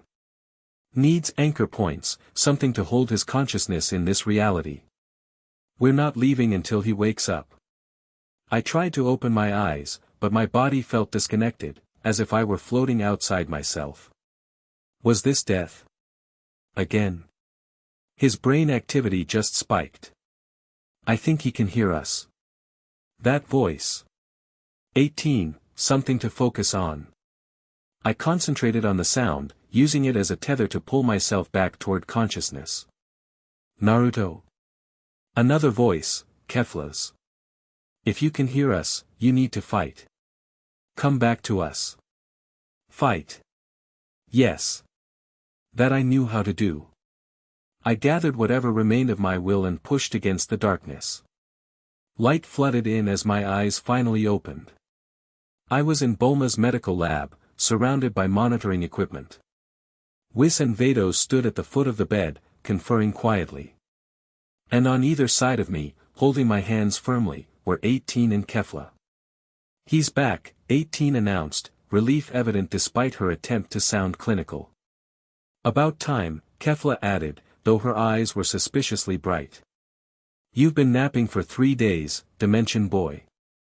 I tried to speak, but my throat was painfully dry. 18 immediately offered water, supporting my head as I drank. Kagaya. I managed once my throat was working again. Neutralized, Whis confirmed, approaching the bedside. Not destroyed, a being like that can never be truly destroyed, but her consciousness has been scattered across dimensions, unable to reform for several millennia at minimum. The portals. All collapsed when you disrupted her core, Vados explained. Quite an impressive feat, especially considering you survived the process, something we calculated as having approximately a 0.034% probability. Lucky me, I croaked. Not luck, 18 corrected. We pulled you back. Kefla nodded emphatically. When the dimensional current started dragging you away, we grabbed hold and wouldn't let go. It was a bumpy ride through about 16 different reality fragments, but we kept you anchored. How? I asked, genuinely puzzled. That kind of interdimensional travel should have been impossible for anyone not directly connected to the disruption. Our energy synchronization, 18 explained. It created a bond that transcended conventional physics. Wherever you went, we could follow. And drag your sorry but back home, Kefla added with a grin. Home. The word resonated deeply. This world, once so alien and strange, had indeed become home. These people, once strangers, were now the ones I fought to protect, lived to see another day for. Thank you, I said simply, squeezing both their hands. For not giving up on me. As if we had a choice, Kefla scoffed, though her grip tightened around mine. You still owe me that rematch. And you have training scheduled for next week, 18 added, her thumb brushing lightly across my knuckles. I don't tolerate tardiness. I laughed despite the pain it caused in my chest. Wouldn't dream of missing either. Whis cleared his throat delicately. There is one more matter to discuss, when you're feeling stronger. The dimensional disruption had some interesting side effects on your particular physiology. What kind of side effects? I asked cautiously. It appears the conflicting energies within you, chakra and ki, have fully integrated during your interdimensional journey. You now possess abilities that belong to neither universe exclusively, but rather represent a unique synthesis. Is that bad? On the contrary, Vados interjected. It makes you uniquely valuable as a guardian of interdimensional stability. The Grand Priest has expressed interest in offering you a formal position. Once you've recovered. A job offer from the gods, Kefla whistled. Moving up in the world, Dimension Boy. We can discuss details later, Whis said, noting my obvious fatigue. For now, rest and recovery are paramount. As the angels departed to give me space, I was left with 18 and Kefla, still holding my hands as if afraid I might slip away again. So, I began awkwardly, this energy synchronization thing. It's apparently pretty powerful. Strong enough to traverse dimensions, 18 confirmed. And it's not just about the energy, Kefla added, uncharacteristically serious. It's about the connection. An understanding passed between the three of us, something that had been building since our first meetings, solidified during our energy synchronization, and cemented when they refused to let me be lost between dimensions. I don't know what happens next, I admitted. Interdimensional guardian sounds complicated. And then there's us. I looked between them, acknowledging the unspoken complexity. One day at a time, 18 suggested practically. Though some things don't need to wait, Kefla added with a mischievous smile, leaning down to press a brief but definitive kiss to my lips. When she pulled back, 18 raised an eyebrow. Subtle. Not my style, Kefla shrugged unapologetically. Besides, life's too short to waste time, even for interdimensional beings. To my surprise, 18 nodded in agreement before leaning down to place her own kiss on my forehead, more restrained than Kefla's but no less meaningful. Rest, she instructed. We'll be here when you wake up. As sleep began to reclaim me, I felt more whole than I had since my rebirth in this strange new world. The fragments of both lives had finally integrated, creating something new and unique, just as my relationships with these two extraordinary women represented something that transcended conventional understanding. Whatever challenges awaited in my new role as guardian of interdimensional stability, I wouldn't face them alone.